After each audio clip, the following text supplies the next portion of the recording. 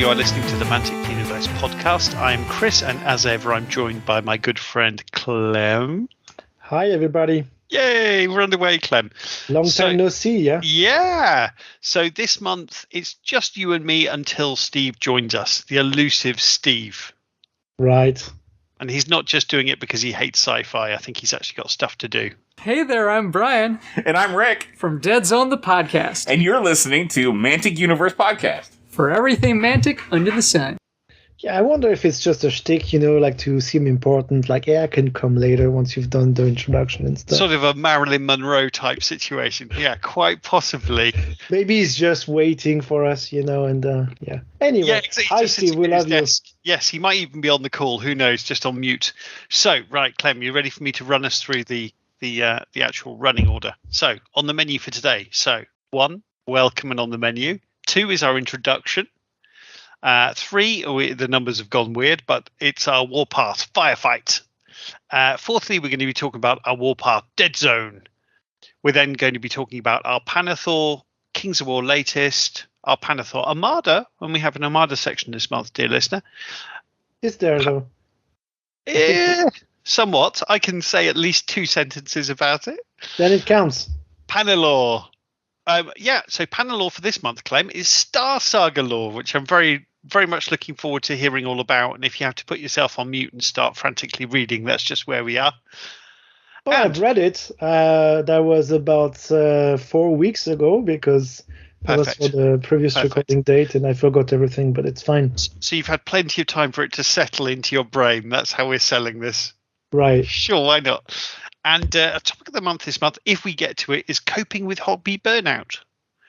And then we got lots of a bumper bag of listener questions this month. It's a sort of a double bag. So apologies for last month. So let's do that quickly first. So last month there was a big screw up with the recording. So the file size was just way too big. And I only found that out very, very late at night. And basically, I sort of pushed the episode out at 2:30 on a Sunday morning, so 2:30 a.m., which is not ideal and it's not sustainable.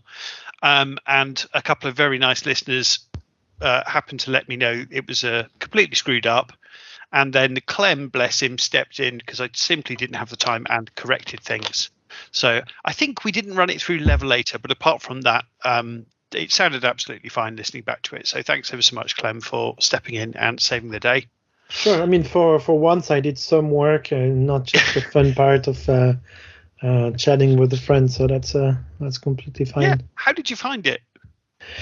Yeah, I mean, it's I think because we don't do that much editing, it's okay. If you had to listen to every single thing you record and cut it here and there, and then add some transitions. Counter charge is what you're talking about.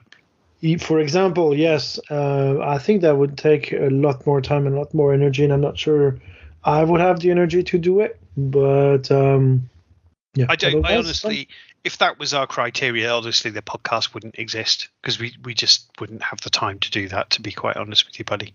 Yeah, no, that's definitely true. There we go. But, because we get away with our kind of slightly homespun, rustic editing, except when it's completely screwed up, then it works. Yeah. It's a different style. Different style. It's we can pretend it's our brand or whatever when it's just That's exactly what it comes to.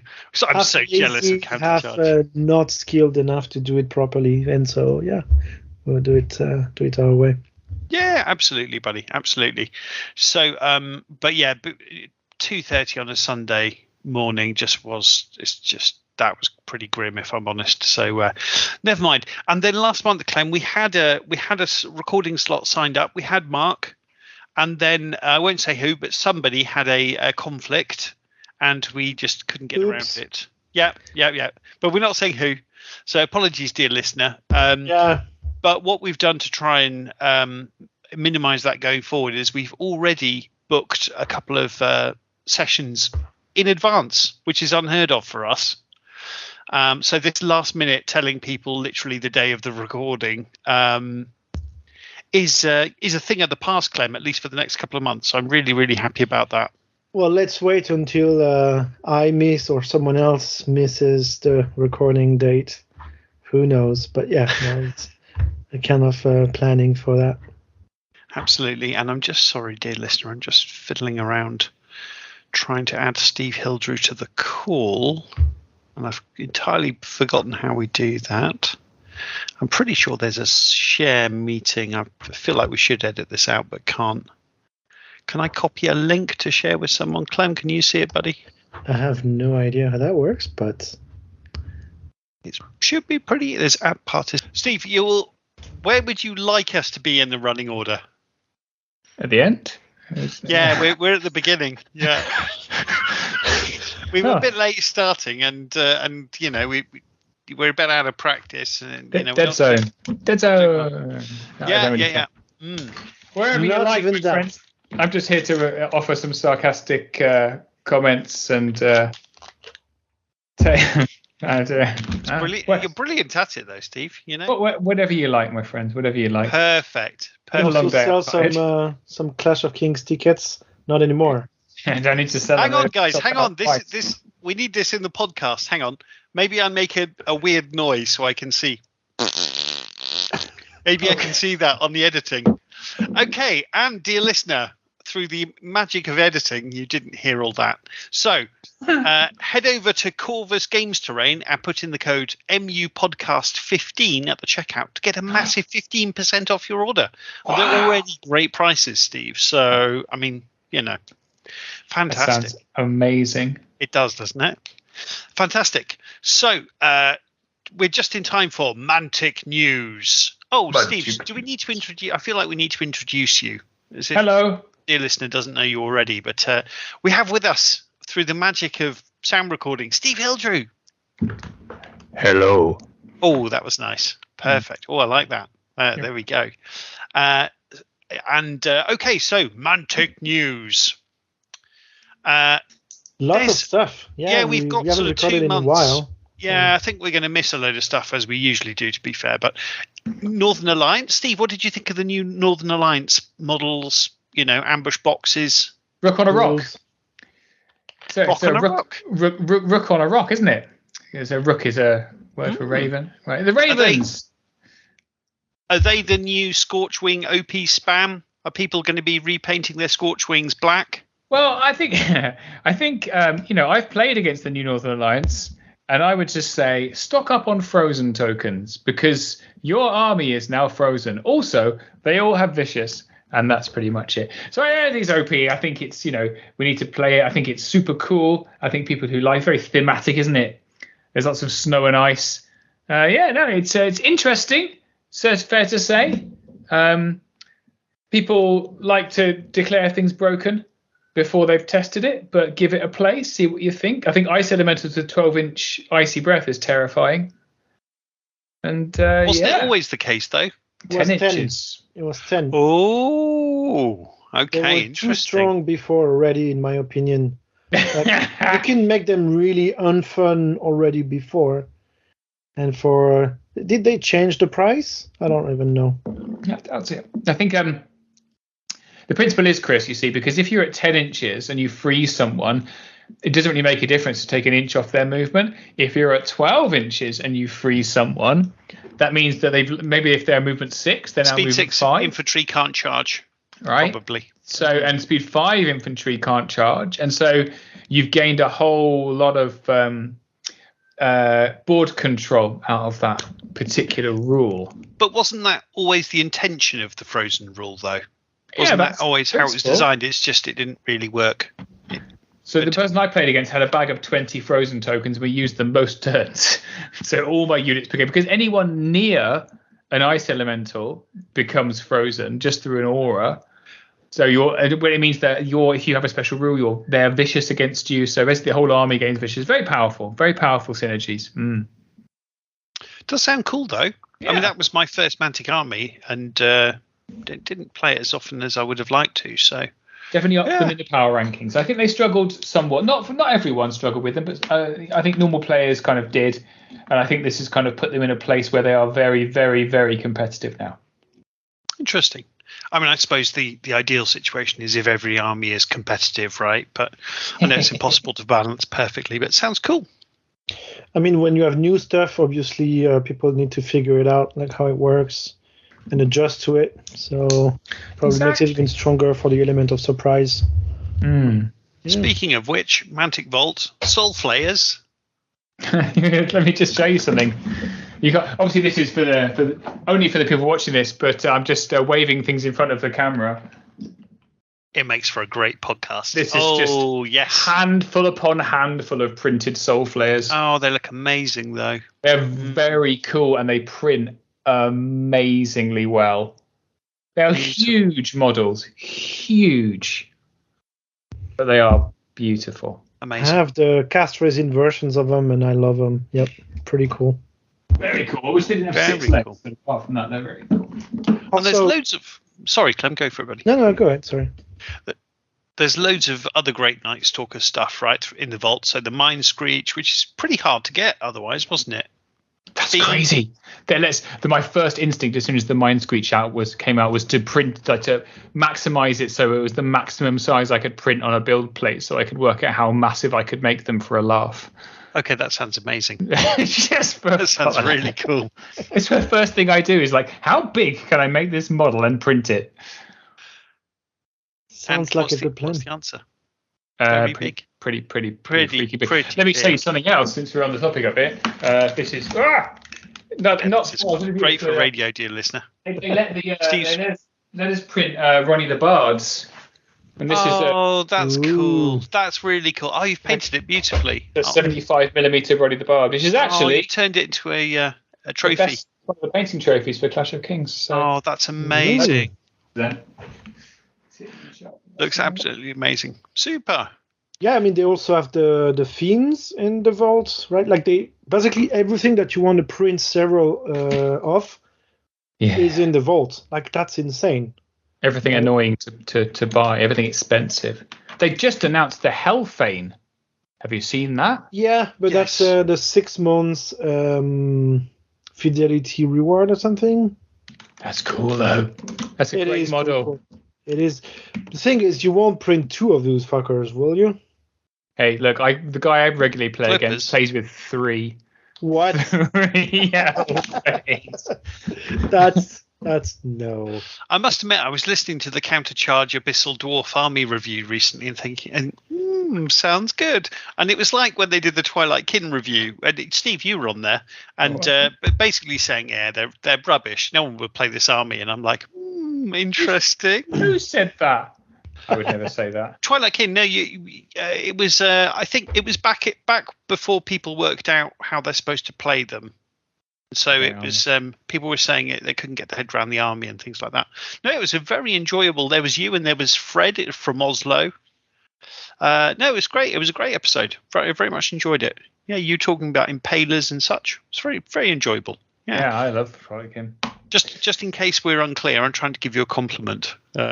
Sometimes it's tricky to tell. It is tricky. It's really difficult. I listened to this absolute garbage podcast. I loved it. What?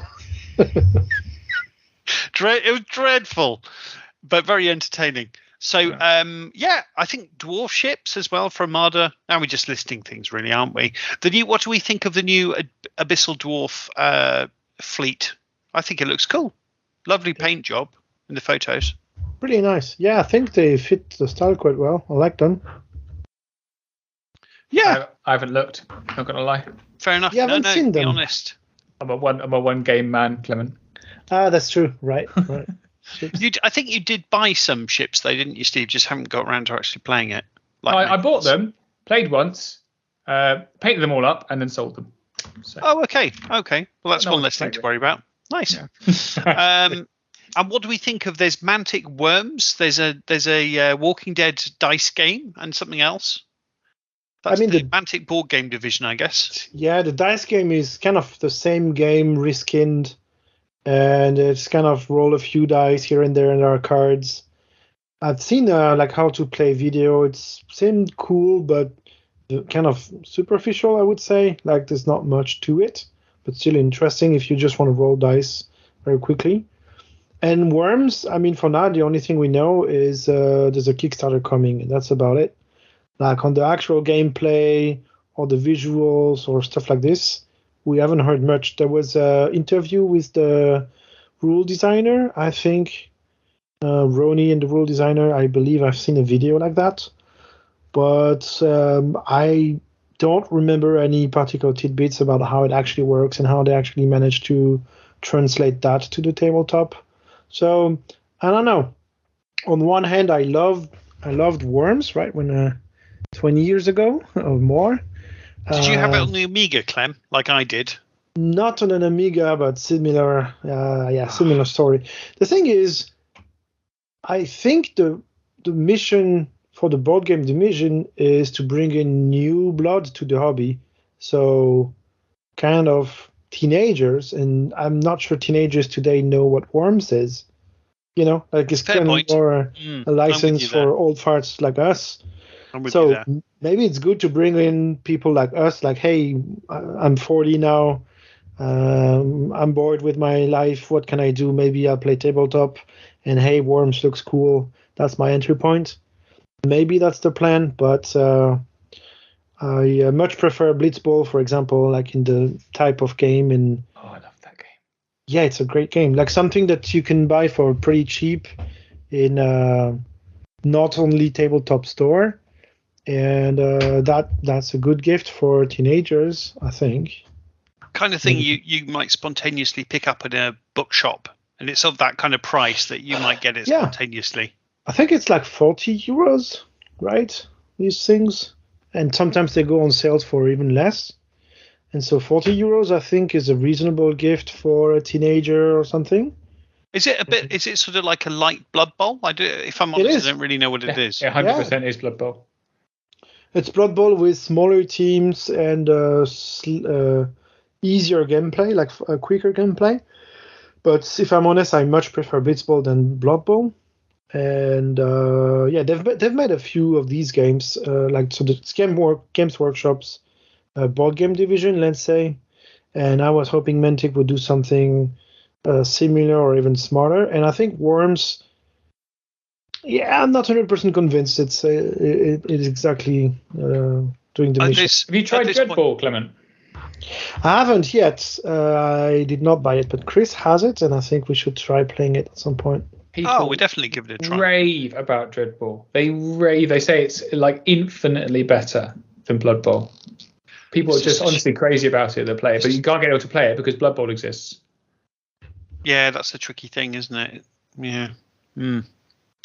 Sounds like the game is much cleaner and things like that, and much less random. But if I'm honest, I've never played Blood Bowl or whatever it's called. Yeah, I tried a long time ago, and I even bought the re-edition, but I didn't even open the box, and I just sold it again. So yeah. A couple of friends locally have tried to get me to play it, and the more they try to get me to play it, the more off-putting I find it. Just sounds incredibly random. Hey, Steve, why don't you give us an update on Clash of Kings? What's happening with Clash of Kings? Well, what's happening on Clash of Kings? So there's now, where are we now? Well, no, I've closed the thing.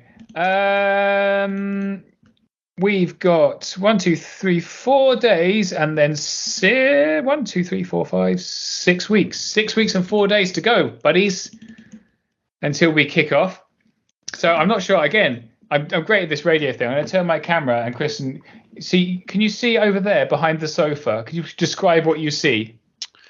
A radiator and a curtain. To the right, and, to the right, behind the Box sofa. Of boxes. Boxes upon boxes upon boxes, and they're full of swag. So my wife is delighted that I filled our house with swag. And she's like, when are you going to move this in the garage? And I'm like, about 6 weeks and 4 days. So we've had delivery after delivery. This is all the stuff arriving. I spent a lot. I spent the money. I didn't even take this out of the budget. I bought these. You can't see these behind me. These are 2 giant plasma screens, which I got off eBay for 20 quid each, where we'll be displaying round timers and matchups and things like that. Oh, what a good idea. Wow, 20 quid each. Well, you did your homework there. What a bargain. And I tested my streaming setup last night, which worked very well. And we're cracking on. Goodie bag stuffing is happening in August. And we're just finalising the plans. And to be honest, at this point, I'm looking at plans for next year. Boom! Wow, That's how far ahead we are. Wow, So, Steve, is it going to be the top table is going to be live streamed or something like that? Yeah, top table is going to be live streamed. I've hired in Kings of War expert Jonathan Fawkes. It's a side note. That's a joke. Jonathan Fawkes doesn't play Kings of War anymore, but he is doing the commentary. But he used to play Kings of War. And we're going to get the guys from Dash 28 to be on a stream as well to kind of commentate on the old internet. Could I make a suggestion? Yes. Instead of streaming the top table, why don't you stream the bottom table? I think that'd be more interesting. I thought for the first game I'd stream one of my challenge matches. I've got the list of challenge matches here. Top here is Chris Thomas versus Mark Zielinski. That's it. The submarine without the bottom. Yeah, that's it. We're just going to keep going down. And I thought I might stream the cheap submarine that implodes. What you'll notice here is, so the commentators. Oh, Chris hasn't noticed. He's getting charged in the rear there. Chris has wandered off somewhere. Where is he? Chris has forgotten. He's forgotten the rules again. What is he doing? Is he cheating or just incompetent at the game? A little bit of both. 20 inches. It's magic. A magic bit of both. What Chris is trying to do is measure things with his shoe. Good.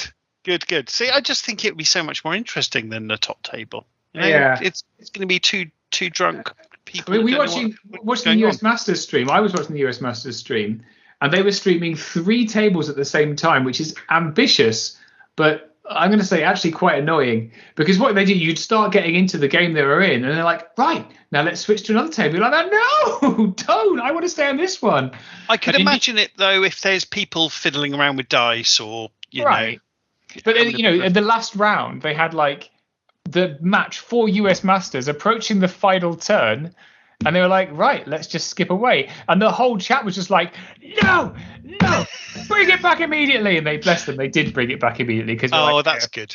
Fair enough, to be honest. This is really interesting. So they brought it back for the last one. But I think, we're just keeping one. I don't have enough cameras. I've got 2 cameras, which is very exciting for me. But I'm going to have to borrow another one. So we've got multiple views of the table. I've got a view of the dice tray. Oh, yeah. I always like to see the dice tray. That's always really exciting. The plan is there should be a camera up in the corner of the screen that will have the dice tray and the turn counter and the clock on it. That's it. Pretty nice. Yeah. Speaking of US Masters, have you watched more games or have you checked stuff? And what's your opinion? I did not follow any of it. I watched some. So I was getting live updates by a Facebook message from Jeff Shilton, who I got quite friendly with, who's an exceptional player and very nearly made it. He was 5 wins and a draw, so he was second, and he was kind of talking me through his matches. Oh wow! And but the top guy was a Trident Realm player, which is which is quite an extraordinary outcome. He's even better. He's from Canada. Oh, so perfect. They've had to rename it the North American Masters, as opposed to just US Masters. So yeah, fantastic guy. Really, really clever list. Very similar list to the guy that I play regularly. Really nice Trident Realm list. Fought Night Stalkers in the last game. Avoided Scorchwing spam, which might have been his undoing. So yeah. Depth Horrors. I think there were Gigas. Depth Horrors hate shooting. There were the big snakes. Interesting. It was kind of a standard list, right? Yeah. He had a unit of placoderms. He had, I think he did have gigas. He had some knuckers. I don't think any kraken or anything like that. But yeah, that was a pretty standard list. It was a very good, very balanced list. He's just a very competent player. Brilliant. Yeah. Must be nice. Yeah. You said Scorchwing spam didn't make it to the top. They were third, I think, third. But there was only one list. I think there were at least 2 of them, right? So there was presence of Scorchwing. The Jeff Radigan, I think his name is, his list, which is just all Scorchwings, was definitely pretty overwhelming. But Jeff Shilton, the guy I was talking about, beat him. So it's not undefeatable. On the other hand, Jeff is an extraordinary player, and he had ogres with loads of shooting. So no. Oh, is he just shooting back then? I think defense 6 is really an undoing when you haven't got any piercing in your shoot, or piercing 1 or whatever. If you've got loads of defense 6, that's tough to beat. Tough. So Yeah. My heart bleeds for those Scorchwing spam players. Oh, honestly. I think it's not a great list, is it? They need to go back to being irregular. Super. Cool And little things. Clem, you and I, well, our preparations are just positioning us perfectly to just be white hot by the time of the tournament, right? Yeah, I haven't played Kings of War in 3 months now. Yeah. That's great. And I'm talking about UB, not with miniatures and a clock. It's probably been 12. So yep. we need to play some in-person games, Chris. Yeah, so between us, me, Clem, and Trent, we've managed 0 practice games so far. But anyway, we'll come to that maybe a little bit more in our Kings of War section, because I feel like we can make fun of us for that. Good job, good. Yeah, well, if I want to get to that bottom table, I've really got to knuckle down, I think the last thing we haven't touched in the news is there was a preview for the August Vaults, and it's sci-fi months, basically. They've said it's everything GCPS, so all the arms and heads and all the options that you can have. If I heard correctly, even the Riot Troopers options, which is normally a pretty expensive kit. I mean, for Mantic prices. Yep. And so if you can now just print them and put them on top of standard plastic, it's pretty awesome. And sounds perfect. I think they also are releasing a unique upgrade for the mule. Like there's an entry in the new list for a modified mule, and the only way to get it is to 3D print it. So that's also an interesting angle to it. But that's yeah, pretty cool. Fantastic. What do you think, guys? Should we move on to? I had another thing. No, there's another thing. Chris. Go for it, Clem. Go for it, buddy. I think they teased about Kings of War campaign in September, but they didn't say much. But maybe Steve, you know more about it. I know about this. So the Friday before Clash of Kings, they're doing a giant kickoff battle at Mantic HQ that I believe people can join in with. And then the global campaign kicks off. And actually, has it been announced? I might be breaking. I believe there is a plan. No, it hasn't been fully announced. Just they teased about it, but they didn't say what's going to happen or anything like this that I know of. I think Ronnie talked about it on the Countercharge episode that he was on, but I haven't listened to that because I'm a terrible fan, and I haven't had much driving recently. But I believe the Clash of Kings games may count towards that campaign. Well, that's pretty cool. So Chris, we can go and just suck at what we do, but at least it counts. It counts. They all count. Yeah, looking forward to it. That'd be really exciting. And I have been promised that this time the results of the games really matter. But like in Edge of the Abyss, when good won, and then they went, no, we'll have evil win because actually that's what we've written. This time they promised that actually, or the other way around, I can't remember because I wasn't actually playing then, that it's definitely going to be influenced by the outcome. So your games matter, boys and girls. That sounds really good. And gender neutral friends. Your decisions matter unless it's not unless the they one don't meet what Matt Gilbert says. Yeah, yes, exactly. Yes. This is embarrassing, but we'll go ahead and. Well, there you go. You're living in there. The Varangur rules as well. We talk about Northern Alliance, but they surprise released Varangur. So obviously Varangur is a what's it called? Theme list. Thank you. Theme list for Northern Alliance. We weren't expecting, but they've updated Varangur as well, which caught me a little bit surprise for Clash. So we said, all right, then you can play them as well if you really want. Oh, I saw that. Yeah, why not? Seems like there's enough time, isn't there, to be fair? 8 weeks is all right, yeah. Any more? That's it. Wait a second. So how does it work? I didn't even check the rule pack yet. Can you play old Night Stalkers or only updated lists, for example, at Clash of Kings? If they're on Companion, you can play them. Although if you come in playing the old Night Stalkers at Clash of Kings, it's a bit like entering the 100 meters with one leg. Because, you're like that shot putter that entered the 100 meters just to keep her team in the championships, because... Just to make up the numbers. That swimmer that could barely swim, and I felt so sorry for him. Why would you play old Night Stalkers when just replace the units? They're cheaper and better. It's crazy. They're so good. I'm printing. Let me show you this. And there's another show thing. This is my Void Lurker. Ooh, wowee. The most ridiculous model I've ever printed. It's half painted. Where does that model come from, Steve? Yeah, your version of half painted is very much Clem and I are finished.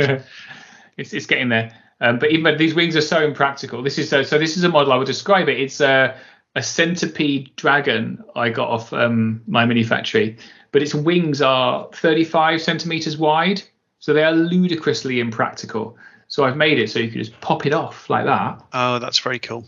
It's magnetized in the center, and then I've got a wingless version I can pop on like that. Oh, that's really cool, Steve. For the battlefield. How there cool is you that? go. That's really cool. Pretty smart. Very cool. At some point, I'll finish painting it. Hooray! Perfect. What are we talking about? I just want to show you my toys. If the only reason I come on this podcast is to show my toys to Chris and Clem. Well, it's what the whole thing's about, really, to be honest. An excuse to talk about toys. Yeah, when I finish painting this, which I'll do in the next few days, I will post a picture on the Mantic Universe Podcast Facebook group, which I highly recommend everyone joins. Perfect. Thanks, Steve. Oh, it's, perfect. Such a professional. I'm on message. Yeah, exactly. On brand. On brand. Exactly. Well, that's Steve. I, for one, may not have played any practice games, but I'm very excited to see you, and I know you've done a tremendous job. So thanks ever so much for all the hard work. Oh, you're welcome. I've read on our little chat group, Zelensky's booked you a table at Games Workshop to go and play Mantic Games at. Is this?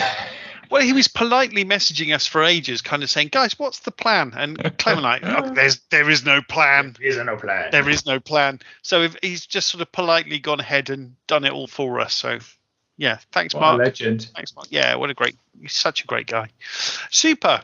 Right, should we move on to our Warpath Firefight, which we can do this pretty quick, I think, to be fair. Yeah, I mean, there's mostly it's just talking about the news. Because have you played any Firefight recently, Chris? No, I haven't played any. No.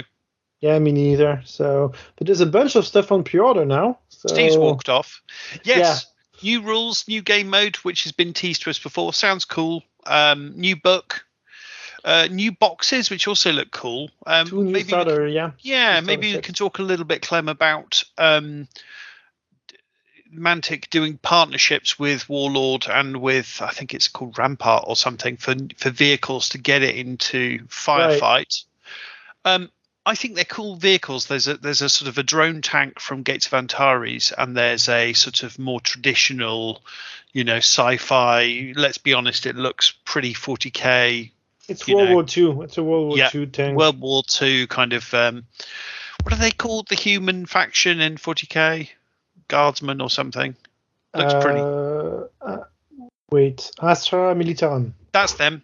Imperial Guard. That's no. That's that's their old. The old. They couldn't trademark that. Yeah, I mean it's. It looks like it would fit into that game system fine. It's a nice tank. It's a nice model. I'm honest. If I'm honest, I think the concept art that Mantic have got in, or the artwork with pictures of GCPS tanks in the Firefight book and whatever, it just looks way cooler. But it's still a cool tank. It's a way Mantic can do it at a low cost. I agree. Yeah, I mean, it's fine. I think that's probably the one vehicle I'm gonna pass and just use a proxy. I've already seen. I think Horus Terrain posted like a render or a preprint of a more in-style GCPS vehicle. I'll be honest, Clem, I already, when at the moment I saw that, I messaged him directly and said, hey, could we please have the STLs to that? Like literally immediately. Yeah, so this is the type of stuff that I'm going to print for sure. I think it's a very smart idea to use kits from other manufacturers. I somehow think it's not fitting the GCPS so well, this one. The Enforcers vehicle from Antares, I think it looks a bit better and a bit more appropriate for Enforcers. They are really cool. They're resin as well. I've got one already for Antares. They're really cool models, Clem. Yeah. So that part I don't find too shocking or too bad, but no. It's gonna be pretty cool anyway. I'm still looking forward to the updated rulebook with the new modes and stuff. And also they've done a bunch of changes to the rules, like small edits here and there, but that still amount to, I think, a good improvement of quality of life when you play it. I'm not sure they've changed enough compared to what I was expecting, because I don't know if you remember, I had like a nasty enforcers list, and I think it's still legal, and I hope it wouldn't be legal, but yeah. I haven't seen the book, so I won't say too much about it yet. And we'll talk about it more in the Deadzone segment, but there's a bunch of people now in Berlin playing Deadzone, like getting started in the slow grow. And so I hope these people will convert to Firefight later. And if they do, then it'll be a good time to be a Firefight player in Berlin. So I'm looking forward to it. And, awesome. Sounds great, buddy. Yeah, I was looking at picking up the new book, and I think it was something like €40. Yeah. And then I saw how much the new starter box is with the Forge Fathers and the Rats. Yeah. Yeah, I think I'll get the new starter box. Yeah, I think I'll get the starter box as well. I was thinking more about the other one, like the Marauders and Enforcers. Yeah. But I'm not 100% convinced yet, because I have a bunch of Marauders already, and I haven't started painting them. So they just go on the back of the queue, basically, yeah. Yeah, and Enforcers, I don't have any yet. I think at some point I just might, just for cool scenarios and also for Deadzone and stuff. Yeah. So that starter probably could still be useful, but also it ships only late August, I think. So there's time. No rush. Yeah, absolutely, buddy. And it's a bit of a tricky time. I think we mentioned in the notes here. It's a bit of a tricky time because, of course, it's a sci-fi game. 10th edition 40k just dropped, so it's a tricky old situation. I think even you've got some 40k, haven't you, Clem? Yeah, I really hesitated because I think I played maybe one game of 9th edition just to try it out, and like, but I still enjoyed what was the starter called? The Indomitus, I think. It was a nice starter set, with cool miniatures, and I had a good time painting them. And I played 0 games with them, but that's all right. And so initially I didn't want to buy the latest ones of the Leviathan, but I do play Blood Angels and I do play Tyranids, and it's kind of those two factions. So I thought, you know what, maybe I won't play the game, but I'll enjoy the miniatures. But I haven't opened it yet. Like, it's on my shelf, and I was really on the fence, and I'm just getting it. But yeah. Yeah, when you mentioned it, Clem, I was interested just to see how much it costed, because I thought, that's going to be a lot of money, and it was already sold out. All of the 3 or 4 websites I had a quick look on in Germany. So, boy, that thing, I don't know how much it cost, Clem, but sold out quick. I think I paid 160 for mine, because I bought it on whichever random website, I think, in the UK that does 20% on everything. And so anyway, it's on my shelf. The one thing that I like, though, and I hope Mantic will do something similar at some point, is the Combat Patrol mode. I don't know if you've heard about it. So basically they sell, you'd say, like Strike Force boxes, so starter boxes, for about €100. And they have one of these for each of the factions in their game. And the Combat Patrol is basically, they've adjusted the rules and the list entries for these boxes. And so the idea is you buy one of those starters, you assemble the miniatures one specific way that will tell you, okay, you choose this option or that option from the kit, and boom, you have a Combat Patrol army. No need to list build or anything. Yeah, that's a great idea. And supposedly everything is balanced against each other, and so they've adjusted all the rules so that it actually works. And I think that's a pretty smart way to get started. Like, the rules for this are also free, I think, as PDF online. So you just have to buy a €100 box like this, assemble it, and then you can play games. And for beginners, I think it's great. So I want to see a similar thing for like the Mega Army boxes for Kings of War, and the Strike Force boxes for Firefight. I think that would be pretty cool if we managed to do something similar.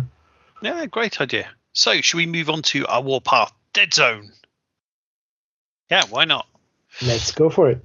So, Clem, we had an event. We literally ran an event just down the road from here in Idstein on Saturday. We had 10 players, including me. and it was a narrative. We were very careful not to call it a tournament, but it was a narrative Deadzone event, and Claudio from the RC made it, from the Deadzone RC. It was great to see him. He's a lovely, lovely guy.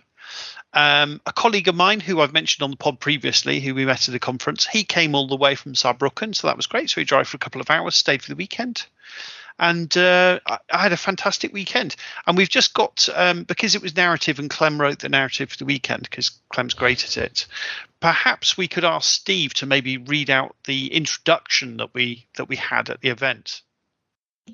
What? Just so we're all Wait, engaged. maybe a quick disclaimer before that. So that was my mission for the weekend, to write the narrative. Mm-hmm. And I got into my train Friday evening without having written any of it. We had discussed, okay, what do we want? What type of stuff do we want? We just want a pretty light touch. And so I wrote it literally on my phone the night before. So, yeah, just... Anyway. In the notes when I read them earlier, it said Clem to read out. So I'm enjoying this. Has now changed to Steve to read out. Yeah, I mean, you sound so wild much better. card. Yeah, exactly. I'm going to read it in a French accent. Hell on Kappa Zeta 27. It's hell on Kappa Zeta 27. Your strike team were deployed a few weeks ago on Kappa Zeta 27, an uninteresting industrialized world. You arrived on planet shortly after it was declared a dead zone. The local population did not see it coming, and it was a bloodbath. The only survivors you meet these days are either infected by the plague or opposing factions doing who knows what on this forsaken planet. You don't even have a clear idea of what you are doing here anyway. Only your higher command know why you've been sent to this remote area. All you do is follow orders wherever these take you to. You have established a temporary base and are receiving orders every now and then to accomplish various missions on this planet, now abandoned in the universe, wiped from all official records. ... Yeah, fantastic. Yeah, but Clem did such a great job. Yeah, we had a lovely old time. I played as the Nameless, and it was 150 points. And I spent a very long time explaining to people it wasn't competitive, and then I absolutely smashed everybody. So that's my new thing. So that's a strategy for it, you know. Yeah, but I played with two completely new players. Also a strategy for it. Yeah, right. And you wrote the list for them. That's one more thing. No, actually, bless her, the lady at the shop forgot to send me the lists, but that was fine. It was all fine. No, I meant you wrote the Oh, that's right. I did. I wrote their army list. Yeah, exactly. Well, Friday night, I gave Marcus a demo game. I'm sort of counting that one. I'm rolling that into this. So I wrote Marcus's list. He was very upset with the 6-point bomb bot, by the way. Very upset. But he did keep putting it in a cell, in a cube with his own stuff. So he didn't find it funny, but I very much did find it funny. But I gave Marcus his first demo game, and Marcus is the sort of person, Steve. So I sort of assume I know the rules to Deadzone, and I'm sort of like trying to teach it. And then Marcus has very much actually read the rule book, and he's saying, "Hang on, Chris, are you sure it works like that?" Maybe. So he's more often than not, he's correcting me more than I'm correcting him. But you're saying you basically won by cheating? Is that what you're saying? Well, I mean, your word, not mine. But wow. you know. Yeah. But it had an interesting game because he was the Forge Fathers on his request. He was the Forge Fathers, and I was my Nameless. But it was the first game I played with them. And he actually set up a really clever trap where his idea was my big scary Goliath, which is a bit like it's a big gribbly Cthulhu monster, basically. He set it up so he wanted, in typical dwarf style, he wanted me to charge his big stompy dwarf mech thing, and then take the hit and then kill it when it's exposed. But the one tiny mistake he made was his leader was also in charge range of the big scary Cthulhu-like monster, and he didn't realize that. So he was, all of his strategy, and I was like, yeah, that all makes perfect sense, Marcus. Anyway, my turn. Okay, I'm charging your leader. So it was very much a gotcha kind of a situation, but Curb Stomping Noobs is Mantic Universe podcast. So that's our IP. But congratulations. I got to beat him one time because definitely that's the only time I'm beating him. After his one game now, he's going to be thrashing me. So you crushed a newbie, laughed in his face, and then that bragged about it on a Yes. podcast. Exactly, and then went on a podcast and showed off about it. Exactly. Yeah, exactly. Such a good host. And then I played Trent in the actual tournament. And to be honest, Trent would have done okay, but all of his stuff was trying to kill one of my models, Project Oberon, and he was just rolling hilariously terribly. So he was all this shooting going into it did nothing, and then it became this thing where I was teasing him about it, and he just took the bait and was like, no, I must kill that, doesn't matter if I win the game anymore. And he ended up charging, I think, 3 really scary marauders, which are like orcs with ripper talons, and eventually I think right at the end of the game he managed to kill Project Oberon. It was like, but he'd been, since turn 1 he was trying to kill it. It was very entertaining, but I think Trent enjoyed himself, to be honest. Yeah, he says he's enjoying his skirmish games at the moment, so that's good. And then I lost all 3 games, and I had a good time as well. So perfect. That's possible. I played against the Styrians, and they were GW Craftworld models, and I was absolutely certain I was going to get curb stomped in that game because the list looked very, very optimized, you might say. And I was honestly, before we started, I was certain this was going to be a 5-minute game. And I think the game before me was 10 minutes long, and this guy just smashed someone. But the mistake he made, I think, was, so he got to scout up loads anyway, but also Clem's special scenario meant he got D4 extra scout moves, so he could move all of his Kalishi right up the table.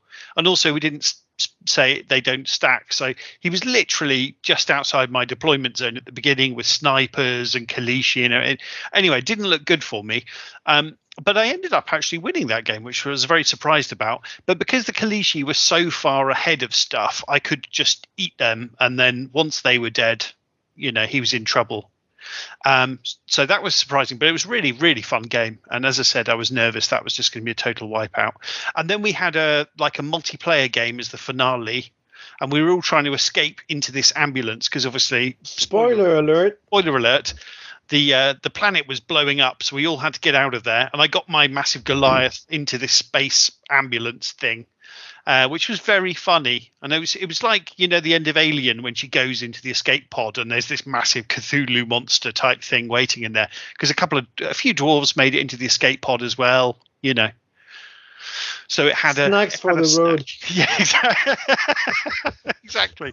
Yeah. Spoiler warning if you're watching Aliens, guys. By the way. Oh, that's true. That 1986 classic. That as well. Yeah. But I mean, I certainly had a lot of fun, Clem. Yeah. It was a good gaming day, and I mean, I'll clean up a little bit the notes that I wrote. Just said also some of the rules, because some things were, you don't anticipate it too much, so when you write it the night before. And, on the train. On the train, on your phone. But probably I'll just post on the Facebook group just the 3 scenario and the tiny bit of fluff and stuff, if you guys want to try it out. Yeah, but it was fun. Yeah, really fun. There was a nice mix of the different factions. Yeah, people seemed to enjoy themselves. The guys that came from Bavaria, so they had they're four of them, really nice guys. They had a 4-hour car journey to get to us. So I was like, oh God, I hope they have fun. But from the amount of beers they drank, I think they had a good time.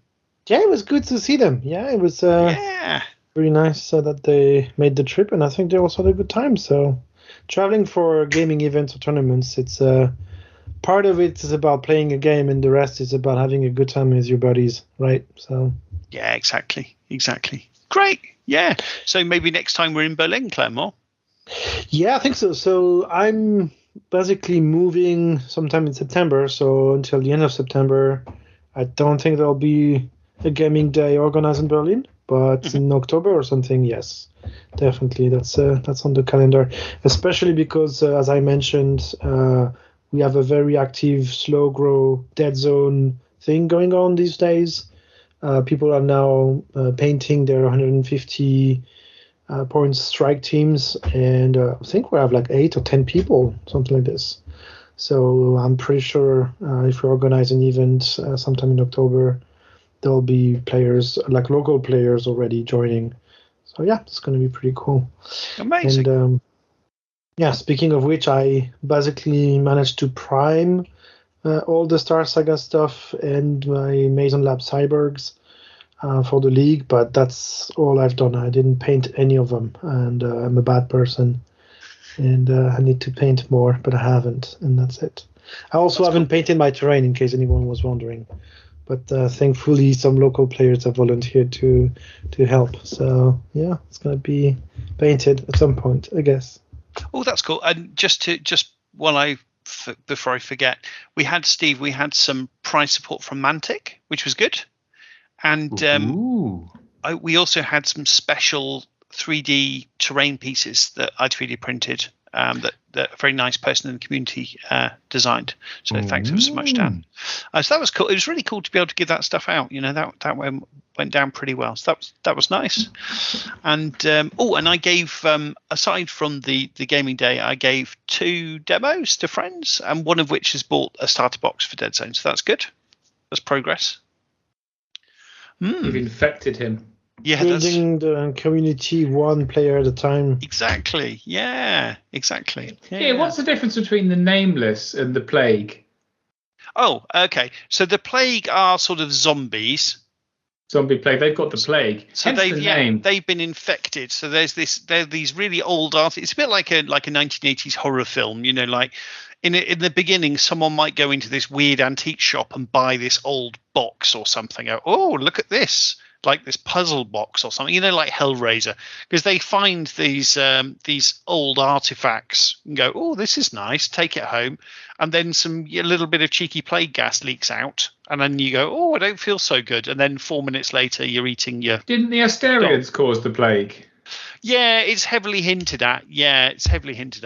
And look at me. Sounds like we love Asterians. Yeah, whereas the Nameless, they're more kind of weirdo Cthulhu sea monsters. It's got that kind of a vibe. Aren't they like Pacific aliens that are on a remote planet and they end up just fighting because the corporations are mean to them? Yeah, basically, yeah. And there's some sort of talk about a religion, and there's it's all a bit weird, yeah. But I very much like the weirdo sea factions. That's very much my jam. Yeah. So all good, yeah. So lots of stuff going on with Deadzone. Should we move on to our Pannithor, Kings of War? I played that game. Woohoo!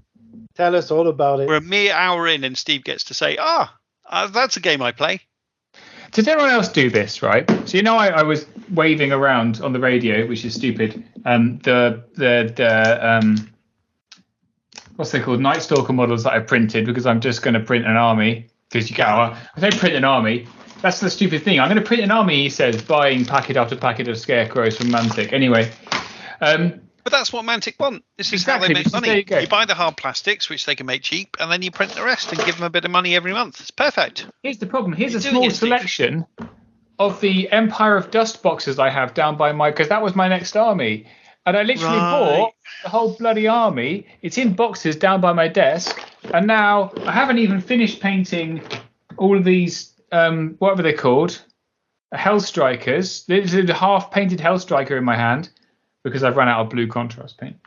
And I've got to, do what I do? Do you do this? You're like, I'm going to buy all the models for an army. You buy all the models. And then you go on and buy another bloody army. And now I've got, and I'm playing Racket. I would say you've cleverly future-proofed yourself there, Steve. I'm an idiot, is what you're saying. No, well, I'm the worst idiot of them all, though. I'm terrible with that, though.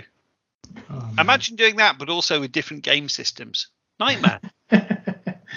How do you have the time? I don't. That's part of the issue as well. Yeah. So I have no time as it is. Hey, something else. I want to talk about Clash of Kings, which you're not talking about. I'm going to pull something out of a box, okay, on the radio, and I would like you to make noises of how it makes you feel. So this is the top prize of Clash of Kings. You ready? Oh, flipping heck. That's I hope I don't win, because I'm not sure I can fly with this. But we'll say no more, dear listener. Cool, it's right? very cool. It's very, very cool. It's very, very cool. Wow. Yeah, carry on. Amazing. Sorry. That's the second and third prizes there. Yeah. Looks also pretty nice. So, is that your living room? Yeah. It's my office, really. But the living room's next to us. My wife's office is a bit tidier. I see. But yeah, this is the room you have to walk through to get to that, and it is jam-packed with rubbish. Oh well. Yeah, but we love the rubbish, though, Steve. That's the thing. I It's do. happy. Yeah, I love it. It really makes us happy, you know. So I've got a box full of XL goodie bags here as well. I haven't filled them with anything yet, but in here there's some members of the Mantic Universe podcast. Oh, hello. I've got the bags with your names on somewhere in here. No, that's not you. That's Mo Gaddafi right there. Oh, I've got some dice for him. He left some dice at my house. I've got to try and remember Really? to bring them. There's zero chance I'll remember, but I'll try. So if you're lucky enough to have... I'll feel bad when I forget. Let's put it that way. Oh, speaking Oh. of stuff to remember, I forgot to give you the Armada bases, Chris, I think. Oh, yeah. Also, Clement. It's a Ooh. bag that says Clem on it. This is very exciting. Got nothing in it, yeah? No, but you're very organised, though, Steve. That's amazing. You already know whose bag is whose. Tell you It doesn't what, even matter at this point, and you already know. I'm on it. I'm on it. Brilliant. Yeah, you're going to jam it in people's faces of how great a It's tournament going to walk in, it'll just be... I'll really be rub crying. it in. You You're know? crying in the corner. The tables won't have arrived. Got no terrain. Oh, I know what I'm doing. Do you The remember Wi-Fi doesn't work. What? on Father Ted, a comedy series, he wins an award, and he spends his entire speech just rambling on about it's just a list of grievances, and then it skips forward in time. He goes, now section number 4, liars. I'm going to do that.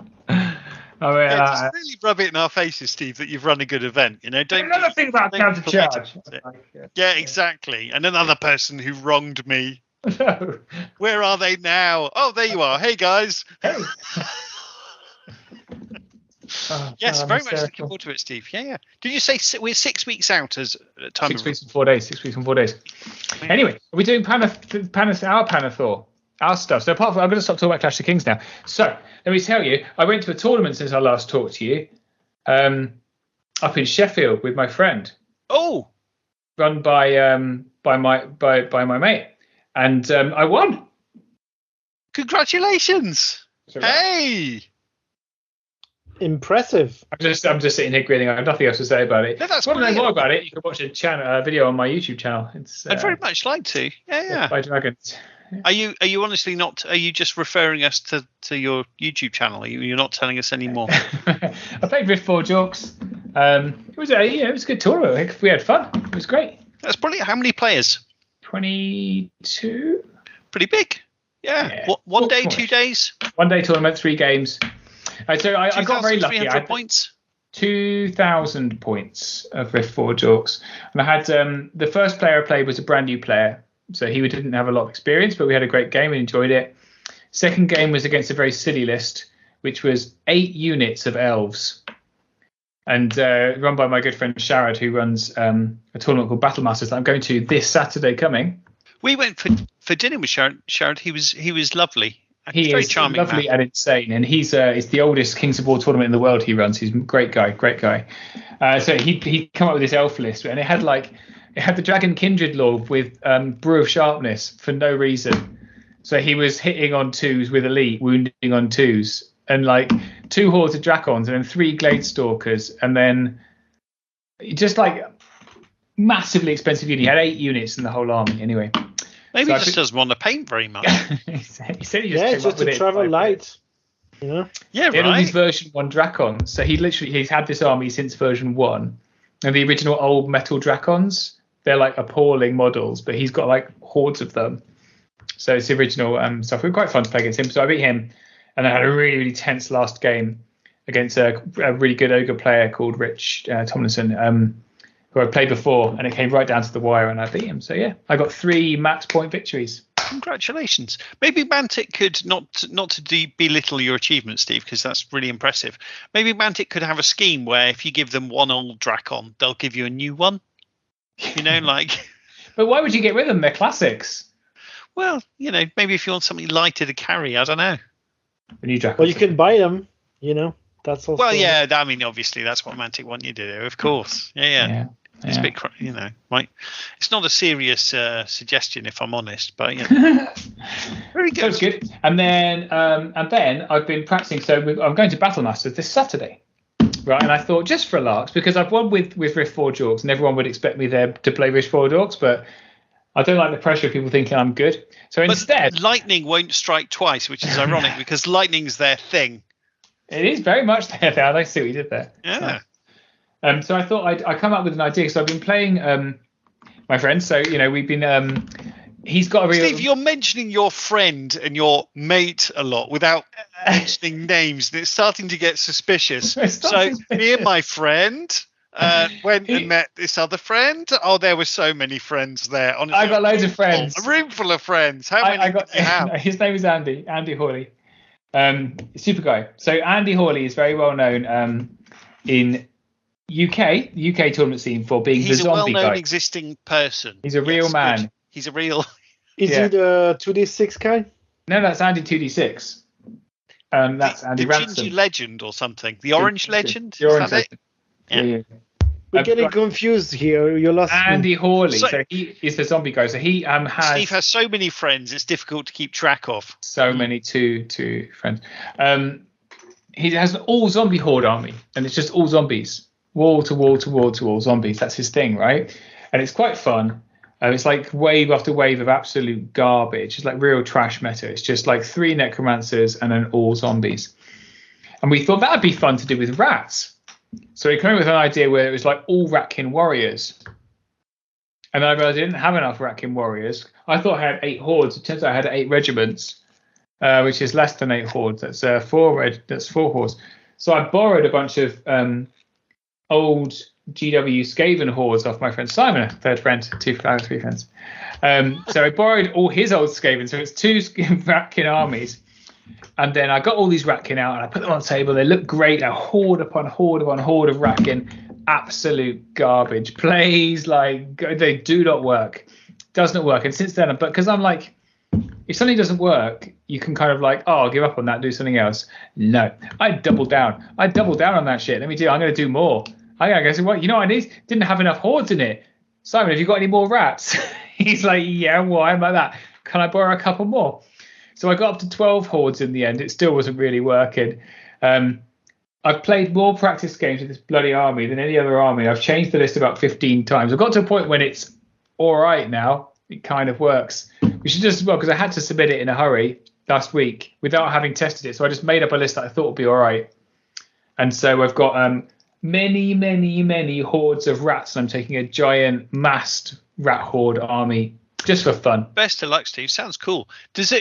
In what way does it not work? Do they just die too easily? Is it the rally, or what's the issue? So they waver is a problem. So one of the reasons that the scarecrow hordes and the zombie hordes just work, they're fearless, is because they're fearless. You can't waver them. So they've still got the same garbage amount of attacks, and they're all on 5s, and there's a vicious aura for all of them. So Rat can get that too. And Rat can get the Birthing Daughter, who gives these expendable units Strider through and all, which is super, which is something the other armies don't have. But they waver, and they just can't. They tend to just die, and their nerve is slightly less, even with the rally. Just doesn't quite work. So it's just kind of finding the right balance for a few more elite units in there and seeing how we go, just to make sure it kills something. So yeah, it's all right. But the last time is a little bit cheating on the archetype. It's not quite hordes of warriors. There are some hordes of warriors in there, but there's a few more. I added some shooting and stuff. So you finessed it a bit. Oh, best of luck, Steve. Have fun anyway. That's the most important thing. I'm looking forward to it, apart from the fact that I've got to drive half an hour that way to pick up Simon, because Simon doesn't have a car. And I've got to drive half an hour back to my house, and then an hour and a half to the venue. And you've got to do that both ways. Yeah. So it's 4 games of 2,500 on a 55-minute clock. You've got a massive horde army. And horde army. Going to be punctual, rolling 5s. Dice. Yeah. I time Perfect. out a lot. Sounds like a relaxing weekend. Yeah, right. Get to roll dice in a bar, it'd be fine. In fact, it's in a rugby club, and halfway through the top last year when we played, the women's rugby team just wandered in. It was extremely distracting on my final game. They're all wearing lycra. I bet they were they expecting you there. Well, I think they knew we were there. They weren't like, "What the bloody hell are you doing here?" I think we booked it. Me and my friend Dennis we were supposed to be playing at this painting studio in Wiesbaden, except the bloke with the key didn't turn up for whatever reason. So it's like, well, we don't want to waste the trip. So we were just playing in the grass by the side of the road, as you do, just Playing to play King's a War, game. just playing like Playing running King's around War. chase. Yeah, just by the side of the road. And a yoga studio finished up, and they were surprisingly the ladies were surprisingly interested in what we were doing. Yeah, surprisingly so. To be fair, it must look kind of weird to have grown-ups playing the grass with toy soldiers when you come out of a yoga session. Oh, I mean, if you shine a light on anything, it looks weird, Clem. Come on. But no, you're right. Yes, it's the behaviour of an oddball, and it's one of those situations where if you try and explain it, it somehow gets worse. Sorry, he's British. Off we go. We're foreign. Yeah, Auslander. But yeah, good. No, it's odd behaviour wherever you go. Oh, I very nearly had a couple of practice games of Kings of War, Steve, weekend before last. But someone was ill, and then there was only 3 people, so we were supposed to be 4. Then literally last minute, I was packed and everything. Literally, stuff was by the door, and then I messaged to say, "Hey, I'm probably 10 minutes late because I'm only leaving now." And then someone replied to say, "Oh yeah, sorry, I'm sick, can't go." And I thought, well, I'm the one that lives a good hour and a half away. I'll drop out and go and have the time with my wife and kids at a kids party instead, which I think was the right decision. So 2 guys met and played up. I'm sure they had a lovely old time, but I think that was probably the right decision. Shouldn't we name it? Wasn't the third person that dropped out? Wasn't it Trent? I wasn't going to mention that, but it was. No, wasn't it Trent? Yeah, Trent let you down by being ill. No, Trent couldn't. That's what he said. That's what he said, Trent. Before the recording, he was just telling us about how weak you are and how he pitied you. Yeah, that's fine. I'm comfortable with Trent saying that about me behind my back. That's fine. No, other way around. You were. I'm trying to cast aspersions upon you. Oh, okay. No, that's fine. He didn't say anything, Trent. I'm just bullshitting as usual.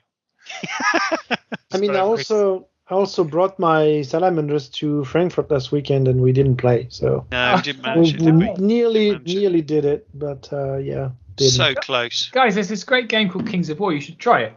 It's really fun. I mean, we played the Dungeon Saga instead, and I don't regret any of it. No, we had a great time. How many dogs did you attack? Well, we've got a little section. We'll get to it. We'll get to it. So that brings us on beautifully to our next section, our Pannithor Armada. And all we can say about it is we very nearly had a test game with Marcus, and we ran out of time. So that's all I have to say in that section. Yep, I bought a mat on sales, and also I laser cut some acrylic bases for someone locally as well. So people are printing ships. And it's good, and that's about it.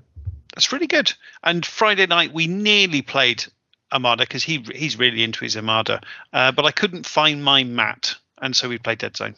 And again we had a lovely old time. So but there we go. That's the end of the exciting Armada section, which will be in every episode. There we go. Nice. Should we move on to... So wait, we're done with everything already now? You didn't let me rant about the Explorers GT and people bringing the Scorch Ring spam on a UB2 tournament against people they don't know. Don't do that. Rant about. Let's don't do that. Time and going back to the Kings of War section. Yeah. It's just don't do that. It's like I don't want to do that. Go and play 40k. Yeah, it's like when you play online tournament against people you don't know. I think if you desperately need to win, just ask politely, hey, can we just mark it as a win for me? I need this in my life. I'm such a desperate person. And then we can still have a nice evening playing an actual game rather than being curb stomped by Scorch Ring spam. That would be nice. Yeah. Sounds like what I did with the Deadzone tournament, to be honest. Yeah, I'm just salty, and maybe I just don't know how to play and everything. But to be honest, yeah, I don't have time for this type of lists. I think. No. I've got to be honest, buddy. I'm not sure I'd even bother to play the game out. It just sounds like an enormous waste of time. I mean, you don't have a chance before the game starts. Yeah, I mean, I didn't have interview with happened to both Marcus and Vincent, and they both tried, and they said, yeah, after turn 3, it was like, yeah, it's no point. And I think it's just sad. That's so. Steve, too, I'm sure you love Scorch Wings. I've not had the pleasure of playing against them. I think they're undeniably strong. I think they should be irregular. I don't know. Aren't they irregular already? No, they were. Then they made them regular, I think. Yeah. I think they are still irregular, but just people take hordes, and then you can take a bunch of them. You can't take hordes even if they're irregular. No, you take other stuff, and then you can. No, people just play only Scorched Wings, so they must be regular. Yeah, they were. Well, I'm pretty sure the killer list was two hordes of Brave Striders, wasn't it? And everything else was Scorched Wings. So with 2 hordes, you can definitely take enough, because then you can have 8 Scorched Wings and 2 hordes, because a horde can get 4 irregular unlocks, right? Yes, Scorched Wings are still irregular. They are. I don't know then. No, they are. So yeah, I think they. That was Elohi. I'm thinking of. I'm thinking about Elohi, the other spam mummy. I mean, they're not unbeatable. I just think it's the problem with any as shooting gets stronger. The problem with shooting is if you bring it in masses and it's effective, and Scorched Wings also punch well and they move 10 and they have this incredibly long range shooting, is that it takes away your agency. Right? So if you're not equipped to deal with it and not very expert, it means that you don't get to play the game. And so you sit not really playing the game because you do your move and they dart around you and blow the shit out of everything and you play, and it's a very, very challenging. So people who enjoy the challenge will really enjoy that game because it will give them something really meaty to get their teeth into. People who are less experienced or don't play as much, it's a thoroughly unpleasant experience. And that to me is the biggest worry about Scorched Wing spam. And because it just feels like, I feel you come against it, you go, I'm just not going to bother. Because actually that's not fun. It's not fun to bring that list. It's not fun to play against. It's not fun to sit there and, So I think at US Masters, fine. You expect it, you build against it, you bring it's a competitive environment, and that's the place to do it, I suppose, if you're going to do it. Yeah. Whereas if you're just going to bring something that takes away your agency, like I was watching, I was playing at our local club, and it's a 40k club, and they were playing, is it 40k? And they were playing AOS, I think. And we finished our game, full 7 turns, and they were still on turn 2, and one of the players has only had one go. Like he played for 5 minutes. The other guy had spent the entire 2 hours doing his turn. And I just think you're taking away all the agency from the other player. This is not fun. No, not at all. And it's not in any way interactive. So you're just sitting there occasionally rolling saves or something. That's not fun. Yeah. So I think that for me is the challenge. But I don't know. I've never played against it, so I couldn't really comment very well. But let's be reactionary. No, it's absolute bullshit. This isn't outrage. It's ruining the game. RC, fix it immediately. And to be fair, Steve's the one who actually plays games of Kings of War, whereas me and Clem, don't get around to it.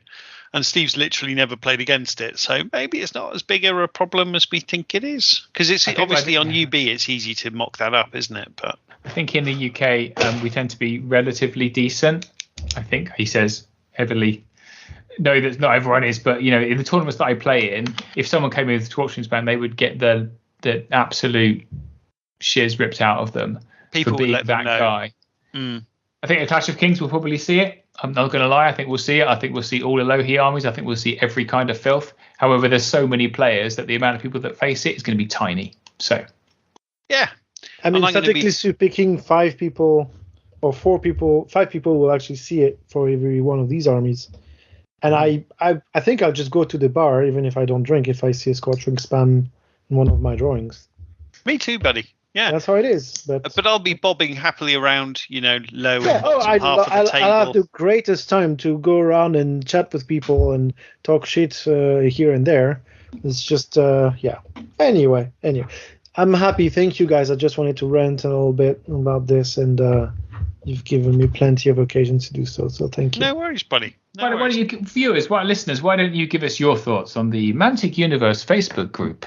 Just type in Mantic Universe Podcast into your Facebook search bar and join us in a topical discussion. Nice. Oh, I like that. I like the voice as well. Great. Cut this and insert it every now and then. Sounds great. Yep. Mantic Universe Podcast. We don't know what we're talking about. Yeah. Except Steve knows. I really don't. If I'm your expert, how bad is it, guys? It's pretty bad. Pretty you bad. You are our expert. It's pretty bad. Oh no! You say lots of interesting things, Steve. I won a tournament, so I'm an expert. Exactly. Now. Just recently. Yeah. Relatively recently. There you go. Super. Right. Should we move on to Pannithor? Yep, Star Saga. So I read all of it a long time ago, and I took some notes, and that's all I remember. So I'm going to read the notes, and it probably won't mean much or be unintelligible, but that's what it is. So. And Steve and I are going to ask questions. Steve, ask all cool questions, okay? So please do. We'll let please do. I'm going to ignore them. Half remember something, and then yeah. And kind of make shit up. Yeah, that sounds great. So the plot of Star Saga is Mason Labs, them again, stole some tech from a competitor. And we don't know who that competitor is because it's not named. And these guys hire Blaine, the famous mercenary or something, to recover the data that was stolen. And erase all of the copies that are stored in a secret Mason Labs research facility on a planet that is called Iras. I don't know how you would say that. Yes, that's fine. You're doing great, buddy. Just keep moving forward. And it's a planet on the third sphere. It's kind of abandoned. And there's a scientist, I believe, called Emilia Brecht, who has to be extracted from the facility as well. And the two big baddies are Dr. Coiner, so head of the Mason Labs research facility, and Commander Graves, who is the head of the guards, or security guards, I think they're called. And that's about it. And then there's a bit of fluff for each and every one of the heroes, like the mercenaries that are part of the team, like the extraction team, and but I didn't take any notes for them, so I don't remember any of it. But it was actually pretty cool. It's a nice, pretty quick read, and given how much fun we've had with playing Dungeon Saga, to be honest, I'm looking forward to trying Star Saga as well, because I think it's an updated version of the rule set with a few more things here and there. And I'm sure it's a lot of fun. So that's about it. Now, questions.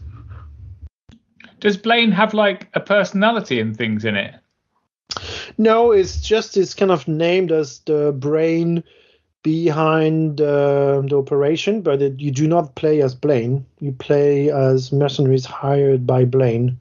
It's kind of like the head of the mercenary operations, but it doesn't come on the report. He seems to be kind of like a mysterious fixer, but it seems just as likely he secretly works for one of the big corporations or Mason Labs or something. He's this sort of shadowy figure that you don't really trust. So he might sort of be a rebel, or it might all be a bit of a canard, and he might just be, another plans within plans of these evil, shady corporations, or amoral, shady corporations, I should say. Did you guys ever read Michael Moorcock's books when you were kids? I don't think so. What was the title? Oh, there's lots of them. So the Eternal Champion books, Stormbringer or Elric of Melniboné, all those, Jerry Cornelius. No, certainly not. So Michael Moorcock invented the concept of the multiverse, which is now famous because of the Marvel thing, right? And so he wrote multiple series of books with characters running through them, but based in different universes. Oh, that's a cool idea. Right, and it is very cool. He was kind of very some of them are very psychedelic because he was on a lot of drugs. But I think I think the concept of Blaine might be ripped off of Jerry Cornelius, one of Michael Moorcock's characters, because he appears in all of the fiction, doesn't he? As the kind of like this champion that goes through it, like the eternal champion. It's a small sidetrack that's kind of irrelevant because you guys haven't read the books. But guys, if you've read the books by Michael Moorcock, please join the Mantic. No, I'll stop. No, please do. No, absolutely, Steve. We love the interactions. Yeah, and funnily enough, mentioning drugs and trippy and things like that, Steve. To two straight edge guys that don't.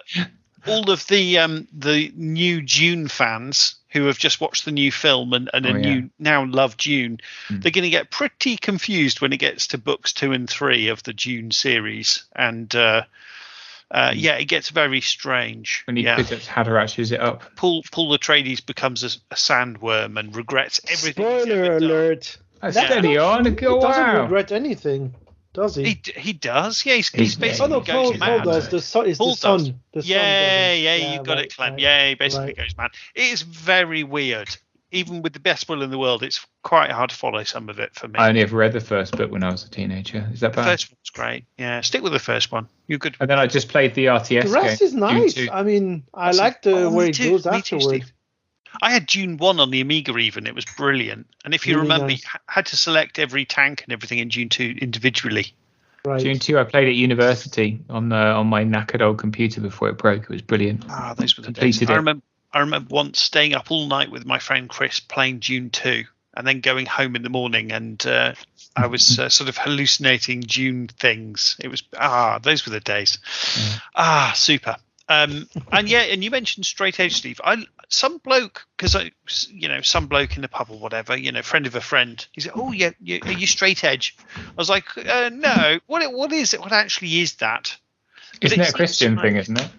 Yeah, it seems like there's rules to it and such.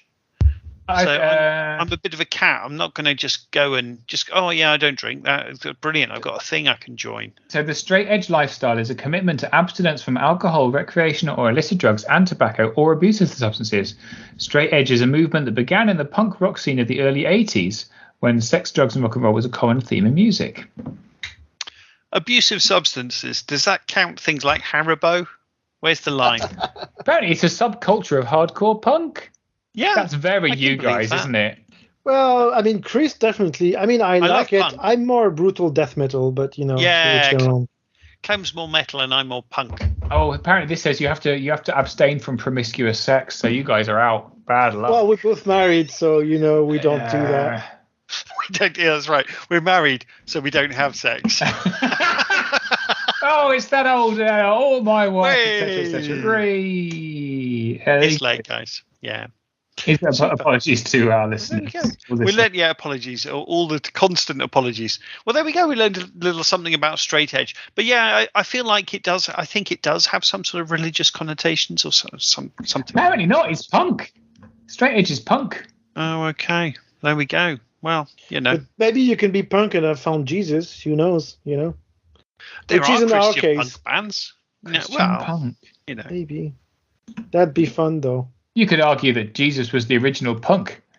He seemed like a really cool guy if you read the New Testament. He was hanging around with prostitutes. He was cool. He wasn't judgmental. He abstained from promiscuous sex. I feel like we've got to be very careful with this conversation because I feel if the Mantic Universe podcast strays into religious commentary, we are out of luck, guys. I'm just about to say. Our Lord and Saviour, Ronnie Renton. Oh no. I've painted an effigy of him. That's the cult. Yeah, exactly. In various outfits. Yeah, possibly. I don't know. I'm not really sure. I could be tricked into a cult pretty easily, I'm sure, but I don't think Clem could. Maybe, but yeah. Too polite to say no at first, and then I'd be in it. I'd be too awkward to leave. It would be embarrassing to say I don't want to be here. I'd be just. You're there with that Tom Cruise and Nicole Kidman at the back, and everyone's in that sex cult. You'd be like, "Oh, this is embarrassing. I didn't even know." Really, I'd be more embarrassed to leave now. Everyone will hear me getting my shoes on. Oh God, gotta stick it out. No. Oh, I suppose I better just join in. This is embarrassing, isn't it, lads? I never. This is my life now. I just saw the trailer. I feel like everything was in the trailer, but who knows? I think it was Stanley Kubrick's last film, wasn't it? Was it? Yeah. Anyway, I feel like we're digressing. We've got topic of the month, so let's very quickly look at this then, because we've wasted a load of time. Coping with hobby burnout. So this is something that Pod All Star Peter has mentioned recently, and it's a thing, right, Steve? So hobby burnout, when you just, you're tired, you've got other stuff to do, you're bored of painting skeletons. What's what are your tactics? What are your, what do you do? Do something else, guys. Do something else. If you've got hobby burnout, here's what you do. Don't do hobby. It's pretty simple, right? Oh, I'm really bored. I can't be bothered to do this. Don't do it. Do something else, guys. There's a whole big wide world out there. Play a video game. Watch pornography. Not you guys, obviously. Listen to punk rock that talks about Jesus.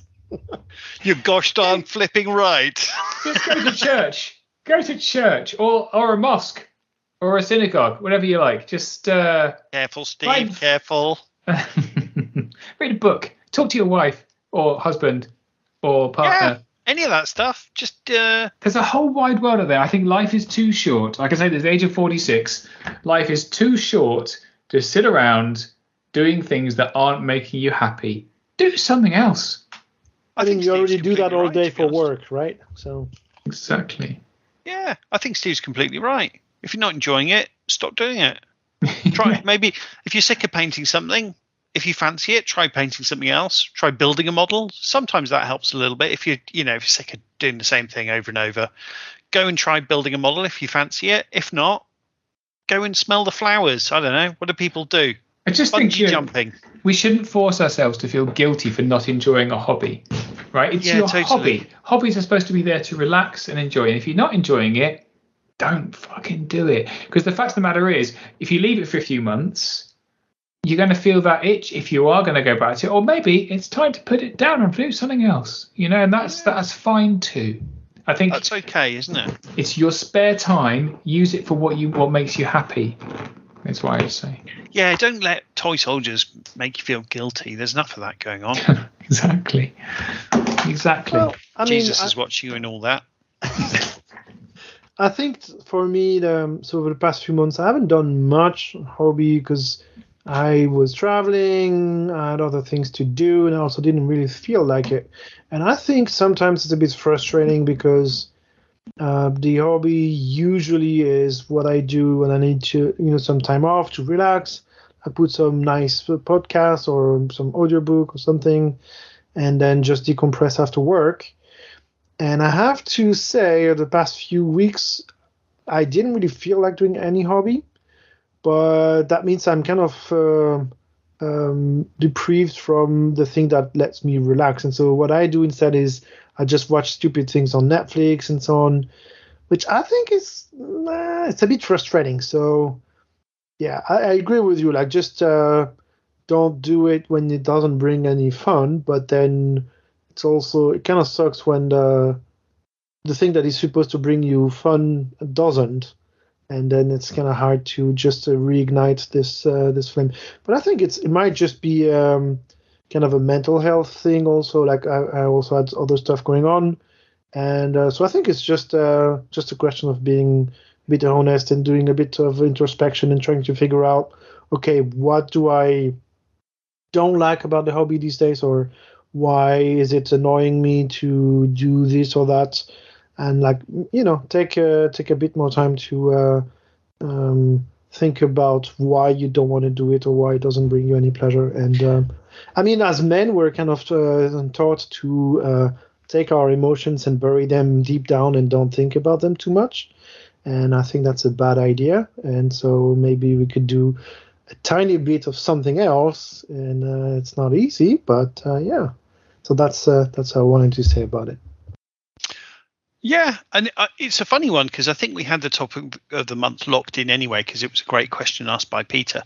And it was really interesting, Clem, because I think for different reasons, but you and I have both, I don't even say struggled with it because I absolutely haven't struggled with it, but I've hardly done any hobby for the last couple of months. It's partly, as you say, we've been really busy and traveling and other things, but I honestly, I'd rather just sit with my wife and watch telly, in the fleeting spare moments I've had.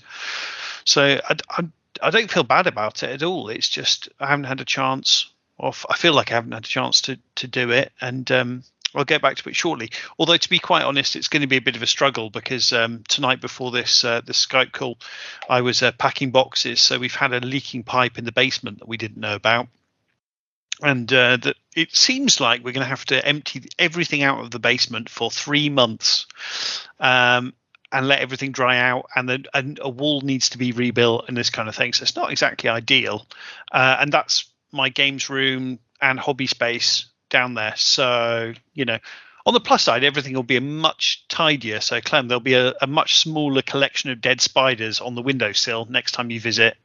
But you can't see the dead spiders under the piles of models anyway, so it's that's fine. That's true. Yeah, good point, buddy. Good. But point. you can just rent a space somewhere and open a gaming shop. You can sell a small portion of your collection. I've got the stuff. Yeah, that's fair. That's fair. I get rid of some of it that way. But yeah. Do you own a dehumidifier, Chris? I can highly recommend a dehumidifier. I don't know. There's a company doing it. It's all organised through insurance, thank goodness. Okay. But I don't know. They're bringing like massive professional machines, and we've got a flat which has to be also unoccupied, possibly for 3 months. So the lady that lives there has got to find somewhere else to live for 3 months. It's a big whole thing. Yeah, a big thing. But it didn't feel wet when I visited last weekend. No, it's under. Yeah. Anyway, we're getting well. It's a more complex topic. So you won't have a hobby space for 3 months or something. Yeah, so something like this. I don't know, buddy. I mean, I could pack it in such a way that I could just set up at the dinner table or something. I don't know. I'm sure I can manage that. It's always a mess, Yeah. Bit harsh. Paper down though, But we'll have to see. Yeah, we'll have to see how it goes. But it's I can always play games at the shop. I have to pack in such a way that I've got, I know where stuff is. But most of my models are already in the shed, so I've made progress there. But yeah, so it'd be interesting. It'd be very interesting. If you want a new collection of models, just go in Chris's shed in his backyard. It's not so well protected. Yeah, that's right. It's not locked from the back. His address is 327 123 Fake Street. Right. Yeah. Anyway. Super.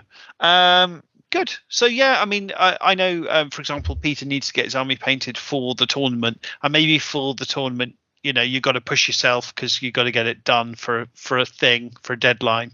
But honestly, don't stress. Steve, what happens if people turn up with unpainted or unfinished models? Do they get stoned? What happens? I stab them. I don't mean marijuana. Okay, good. Fully stab them for no painting. They get shamed. We ask you to try your hardest, so it's nice to have painted models. If you turn up with unpainted models, you've just unpainted models. That's a thing. It's not the end of the world. Shame on you. Shame on your house. Shame on your goat. We just you say I'm a new player and I've done the best I can, and we say okay, have fun, right? It doesn't matter. We just want people to come and to have fun, particularly if you're a newer player. We need to have fun, enjoy yourself, don't stress, just have a great weekend, meet people. And well done for being so brave. Yeah, man, it's a big thing. Yeah. It can be really intimidating, I think, because there will be lots of players who do know each other, and it can feel. I went to a tournament the other week, and there was a guy just sitting there quietly playing Pokemon Go, and I went to say hi to him, and he's like, "Oh yeah, well, everyone seems like they know each other," and I'm like, "Well, they don't see each other very much, but it's really nice to meet. We got chatting, lovely guy, we had a great chat. This guy, I was playing Pokemon Go at the same time, and he had every Pokemon. Turns out he was an incredibly obsessive player, been playing since launch." I've got to be honest, Steve, I don't want us to go into a conversation about Pokemon Go right now.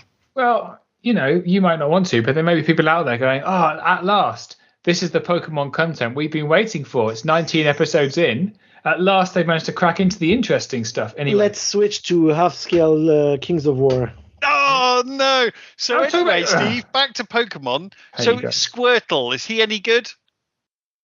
Not talking to you anymore. So what are the Pokemons? Because I'm too old for them. I miss Pokemon craze. He was a very nice guy, but he was very shy, and he was kind of like, "Well, I didn't know." And I was like, "Well, let's."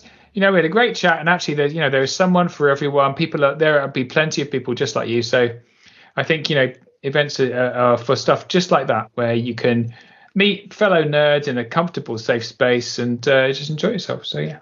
Yeah, I still remember, Steve, before I went to the first Germany GT, because I reached out to you on Facebook and said, hey, Steve, I'm thinking about, didn't really know each other or anything. I'm thinking about going to a tournament, but I feel like uncomfortable. I think there'll be a room full of people that know each other, and I don't really know the rules so well. And, I feel a bit, what's the word? Yeah, a bit uncomfortable with that. It's anxiety, isn't it? About social anxiety. Social anxiety, exactly. I have it like everyone else does, but I just lie about it. So exactly.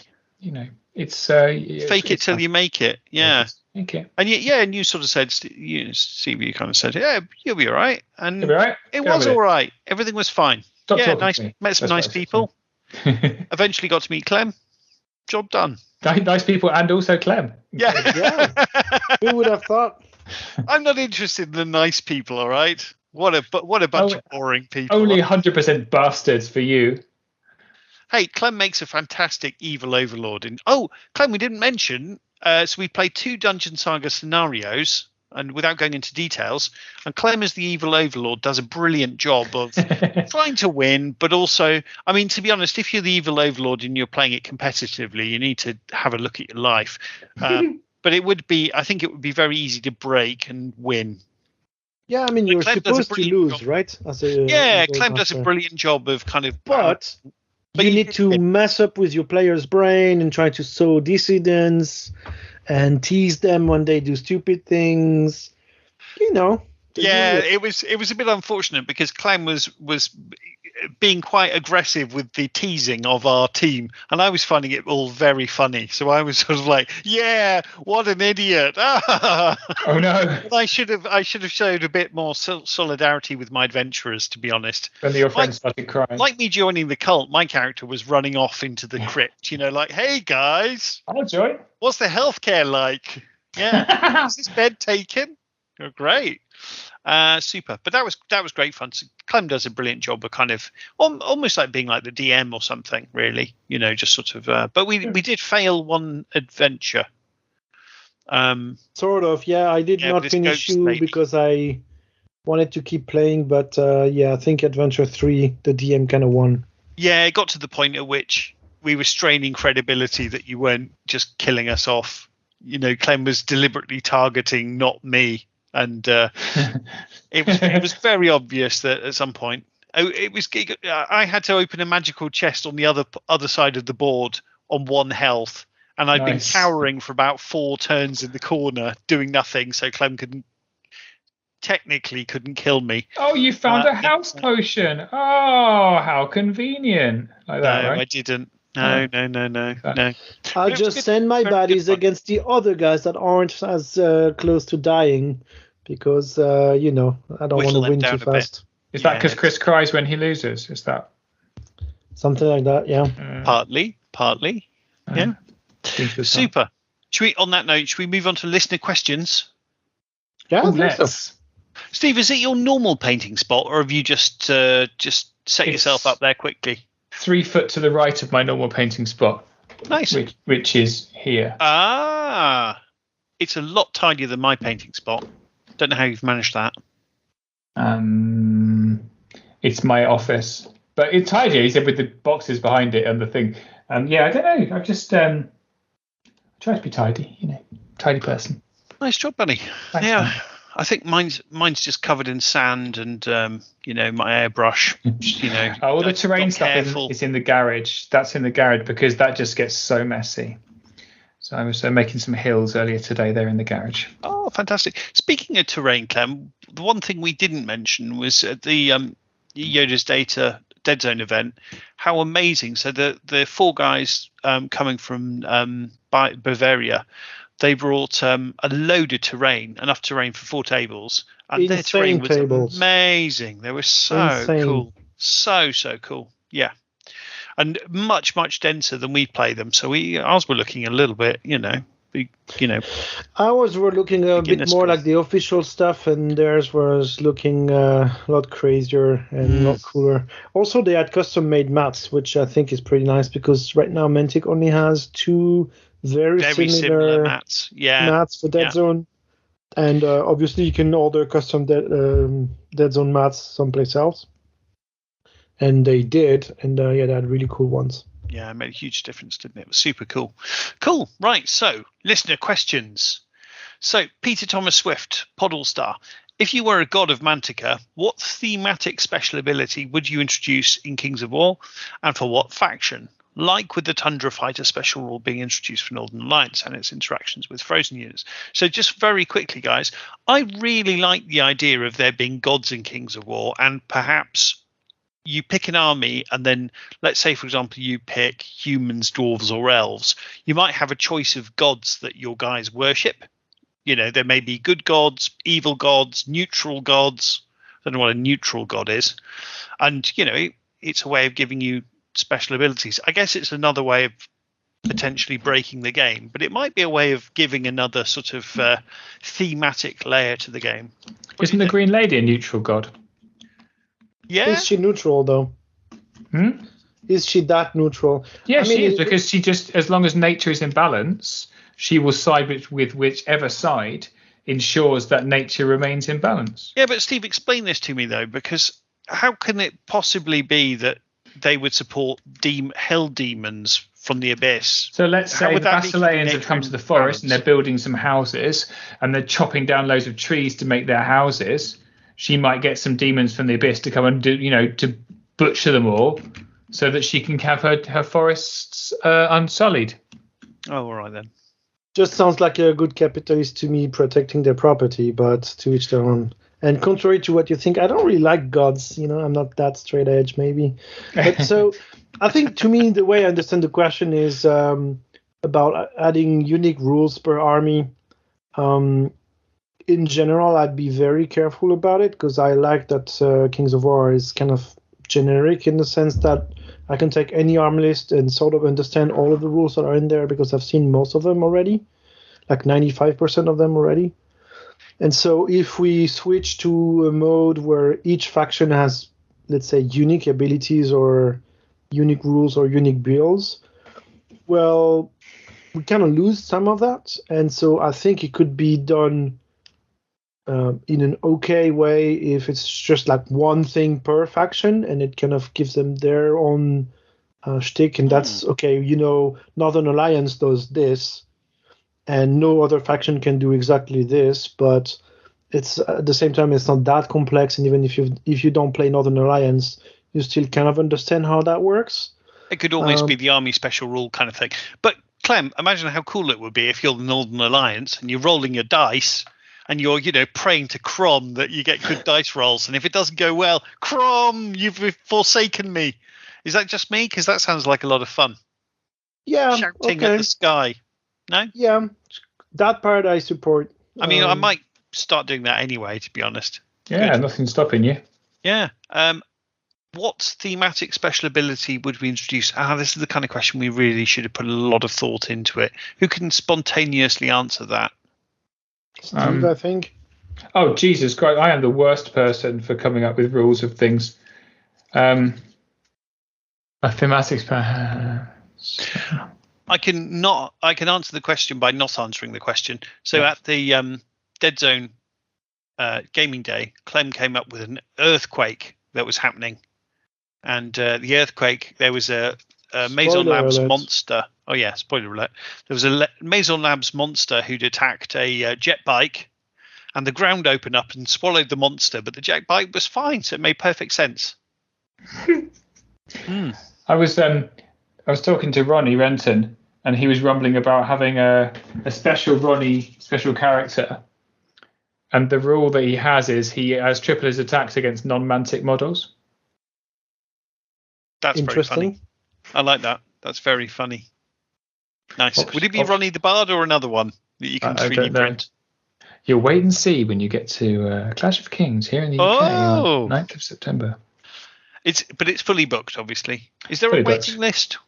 There is no waiting list. There are some people who can't make it, and I've told them they're very welcome to resell their ticket to somebody else, because I'm not doing it. Oh, that's good. But they just need to let me know that they've resold it to, so I can make sure they've got the attendee list down. But at this point, the refund stops in June. So. Oh, okay, fair enough. Yeah. Not your problem anymore. It's not my problem. It's just I've got enough to do without worrying about that. You know what I mean? So, I do know what you mean, Steve. I'm not everyone's mum. Not your mum. Not your mum, Chris. I mean, you're no one's mum if you think about it. I mean, It would Don't be judge strange, just but you'd based be on a great mum. appearances. could be. Steve would be a great mum. I'm a shit dad, so I shouldn't imagine I'm a great mum. Can't be a worse mum. skill Yeah. set. No. Anyway, moving on swiftly before this conversation gets any stranger, dear listener. So Erasmus Berger asks, and this is again another one we're going to struggle Love his with. name, by the way. Sure. Yeah. Great. It's a great name, Erasmus Berger. Wish I was called Erasmus Berger. We Carry can on. start calling you Erasmus Berger. It might get confusing if I'm honest. If Erasmus turns up. Well, exactly. I've stolen your name. It's mine Okay, now. yes. Talented Mr. Ripley kind of a situation. What would you consider the ideal amount of flavour in Kings of War armies? How many unique special rules are too many? I mean, I must admit, I do, despite what I said about Crom, I do rather agree with Clem that it is a massive strength of Kings of War that you can see an army list and know what the army does, or at least have a decent idea. There aren't many in the way of gotcha moments. So I don't know. I think a lot of people are saying they want more flavour into Kings of War, but I'm not sure if we added it, do they really know what they're asking for in reality? Do you know what I mean? It's because when people say that, I go, yeah, we'd like more flavour in Kings of War, yeah. But then I probably don't quite like Brexit. I probably don't really understand what I'm voting for. Yeah. Clem.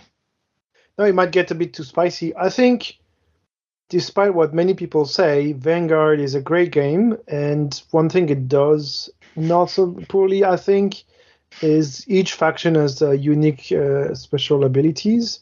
It's kind of like the faction orders in Firefight. And these things kind of give a bit of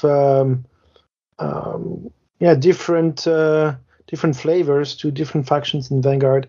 And so I think Kings of War could take that idea and same thing that they've done already for the Northern Alliance. Okay, Northern Alliance, Frozen and Frozen stuff, you get vicious against or stuff like this. And maybe other factions could get one kind of special ability or special trick.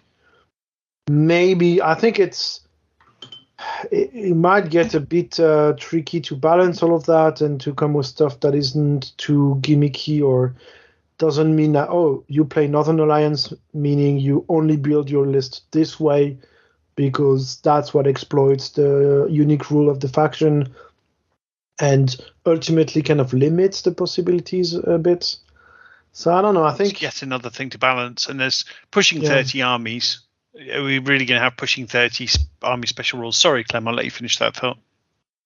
No, I was basically done. It's just, I think a tiny bit more flavor could be interesting.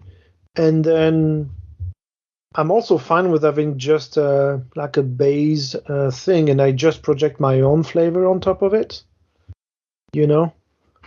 Like... They tried to add flavor. What was the magic book? I've forgotten the name of it now. Do you remember the supplement during COVID? What was that called again, Steve? Halpi's Rift. Halpi's Rift. Thanks, guys. But thanks both of you, and thanks Erasmus Berger. Because that was full of lore and extra bits, and you're fighting in different places, and but sure, it seemed that was an enormous failure. I mean, who actually played that? No, a lot of people played it. Yeah. I think it was a little too complex. The different planes. It was fun to play. I played it. It was silly. But if you played it with all the full terrain, so I played it against Matt James, whose baby it was, ex-chair of the rules committee, now disappeared, gone off to do a stand-up comedy career. True story. Was he really? Yeah, the driest man you've ever met. So like deadpan. Anyway, I can't find out the name that he's doing comedy under, so I can stalk him. So I don't know. I can't find him. Possibly Erasmus Berger. Is he no longer playing the game? Famous. I've not seen him at an event in the longest time. So he quietly exited the rules committee. I don't know where he went to. Anyway, relevant. So it was his baby, and it was really fun to play, but it was ridiculous, as in it took away a lot of the skill of the game, so that you would be doing something and then something ridiculous would happen, and then you'd be like, all right, and so I've lost now because this thing has happened. And you're kind of like, it was really fun. Wasn't that much. Was it that much? I mean, you had like... If you played the full rules, you could add like Like there was one that would chain damage between a bunch of different stuff. It was crazy. Fun though. Yeah, I mean, I remember playing a few games. I think on UB I played quite a few games with the special rules. It's just like your spellcasters could do one more thing per round or something, and it was kind of random or whatever. I don't remember exactly how it worked, but yeah, the thing is, it wasn't specific per army, right? It was generic, yeah, across. You chose your plane or whatever and stuff. You know what it reminded me of was that I came across, I was rummaging through my garage looking for, I have no idea what, and I came across several sets of the old Battlefield cards. Have you guys come across these Battlefield cards? I've got some and never used them. Right? I've also got some and never used them, and I started to read through them. They're really fun. It was a Nick Williams thing, I think, but but again, quite unbalancing. So when you read about these Texas tournaments with their crazy rules, like hurricanes landing here and doing that and the other, they're very much like that. And this one's like, you're stuck in Quagmire. No at the double moves this turn. Stuff like that, like these kind of like chance encounters and stuff. So I think it adds something to the game. And it was very much like that. So it adds a little bit of flavor. So that's quite fun, but it's not for the point of Kings of War, I think, is that it's this super balanced competitive game. If you're doing stuff like that with your mates, why not? I think it's really fun. But for the competitive, and the problem is Kings of War has got this tough balancing act, hasn't it? Between being rated as this super competitive game that is incredible for tournament play, and it's got this really vibrant tournament community. And it's also a fun game for newbies to pick up. And finding the balance is really tough. And then you get things like Scorch Wings in the middle, which sort of upset that balance a little bit, whereby it's a super hyper competitive thing, but not fun for new players or for friendly games. And finding that balance is, you've got to say the rules committee do a terrific job of finding that balance. So I don't envy them really trying to maintain that for the future. But yeah, so I think the more you add variation between armies, the more you tip that balance one way or the other. And that's part of the challenge, isn't it? That's my thought. Absolutely. Super. So Danny Graves. Hey, Danny. What are your thoughts on allies? Yay or nay? And how about I think you missed the question. Oh, sorry, guys. I beg your pardon. I did miss a question. So, Brian Novak. Hey, Brian. What kinds of stories would you like to see from the Warpath universe? Well, as many as possible. But what I'm really interested in is Rob Berman's idea of kind of like a Forge Father Gumshoe in the GCPS investigating a murder, and it's all very neo-noir and that kind of thing. That sounded really cool. I'd like to read that short story. I love Rob Berman. Who doesn't? A great guy. I adore him. Different. Yeah, no, I definitely want to read like some more stuff in the Warpath universe. It's always good to have some more ideas that you can take and use in your own games. So fleshing out a few things here and there sounds like an interesting prospect. And I do think that Warpath is an interesting universe, right? It's not 40k obviously, and thank God. I mean, from the lore perspective, it's not Antares. It's kind of its own thing, and I like it. I think even though it's futuristic, it feels relatively close from a society's point of view to the world we live in. And so I think you could do some Pratchett-style societal discussion, but placed in a fantasy world. And so I'm sure there's fun things to write about in the Warpath universe that has cool reflections on more actual current events. I don't know. Yeah, I mean, I'd like to just see more stuff, like maybe a story that weaves between the different segments of GCPS society. So maybe there could be like a rebel cell or something who were going, because I more often than not, I'm more interested how the normal people live than anything else, particularly like what's it actually like for most people. And I think the Warpath universe for most people is actually quite a nice place to live.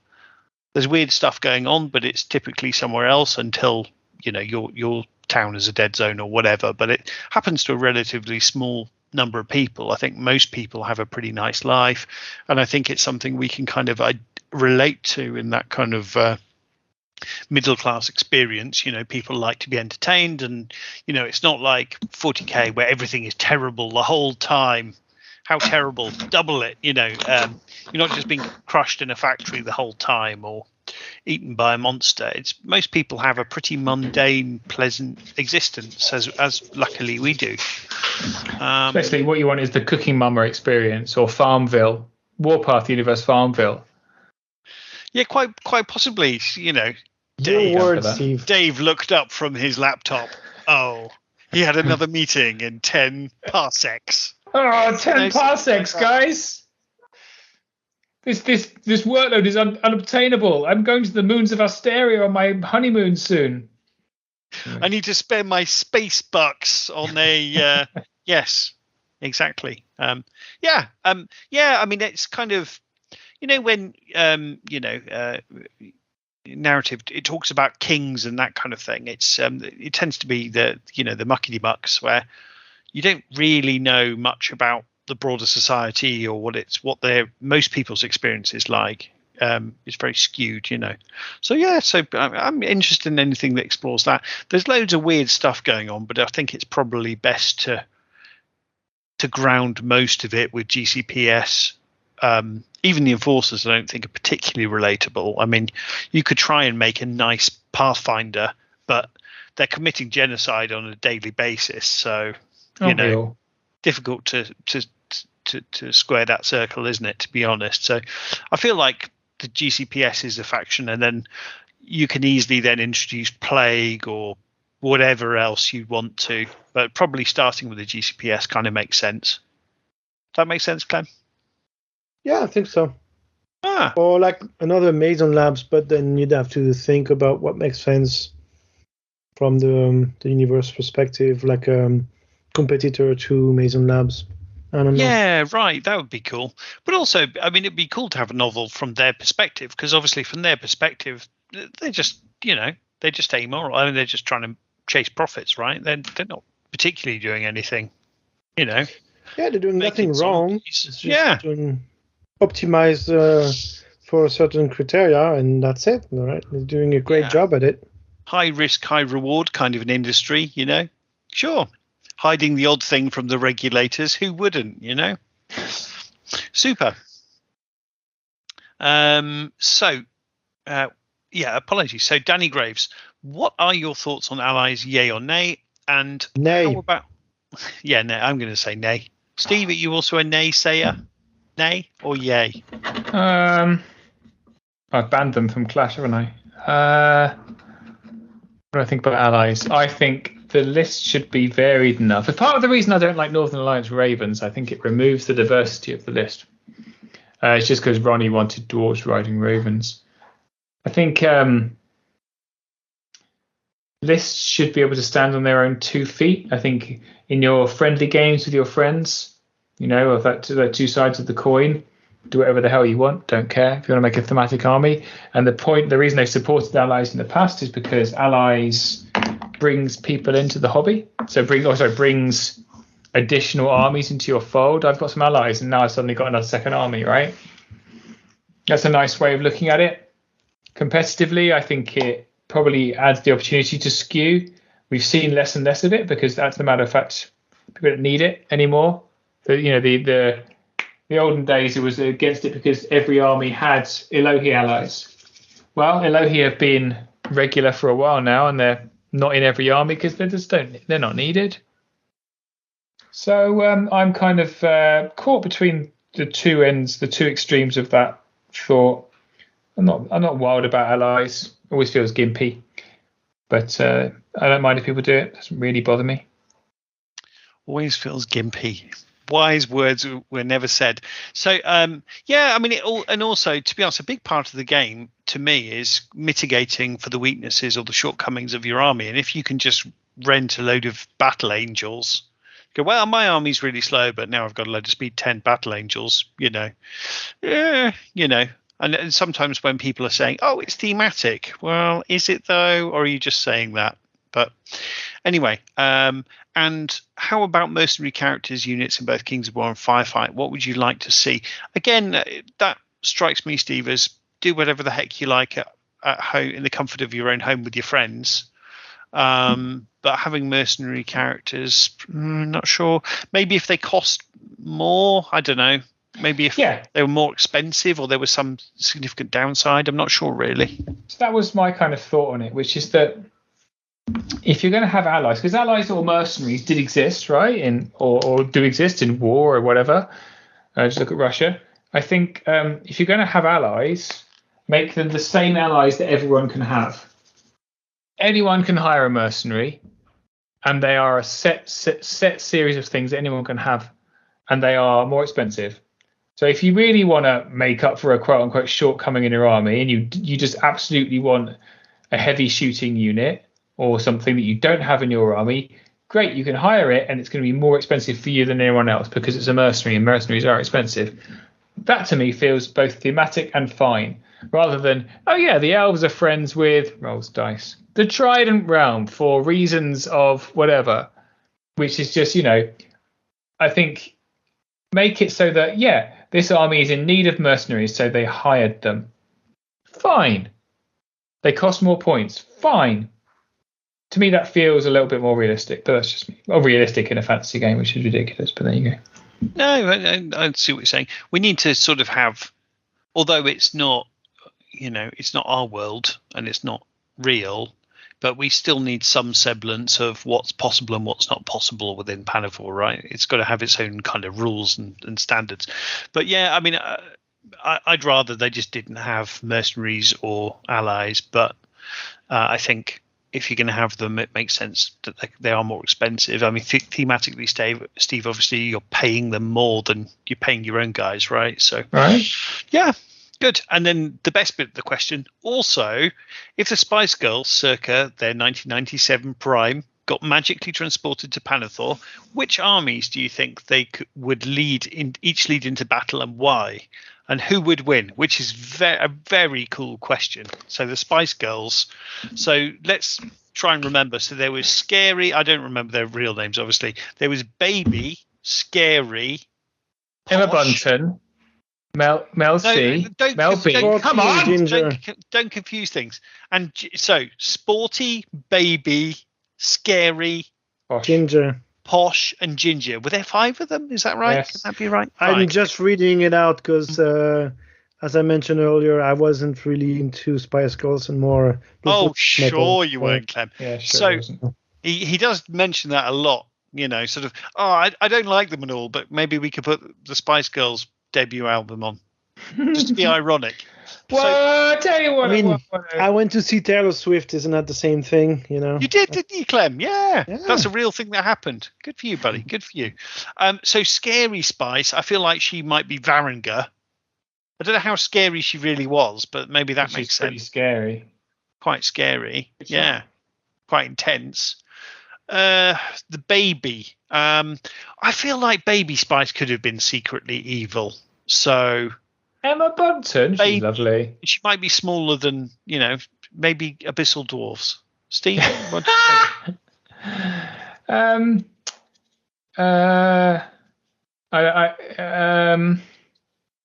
not really sure. Halflings, go halflings, absolutely. Okay, good.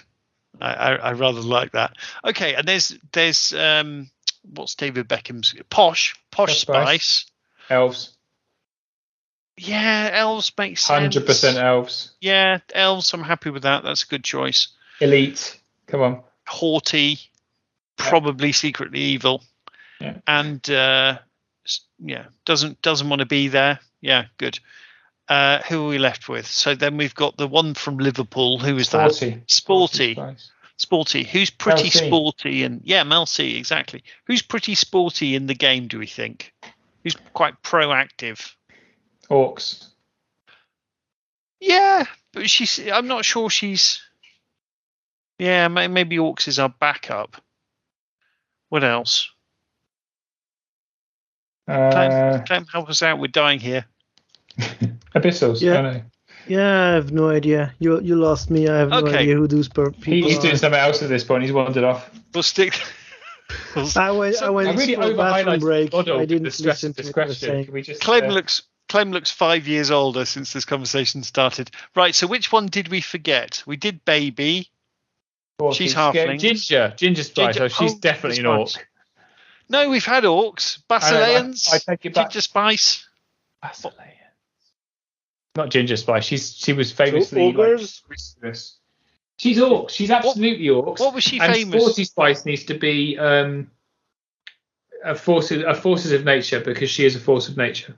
Okay, then that makes sense. What's the Ginger Spice link then? What's that? She's a lunatic. Okay, fair enough. Right. Good. Sorry, Danny, we did our best.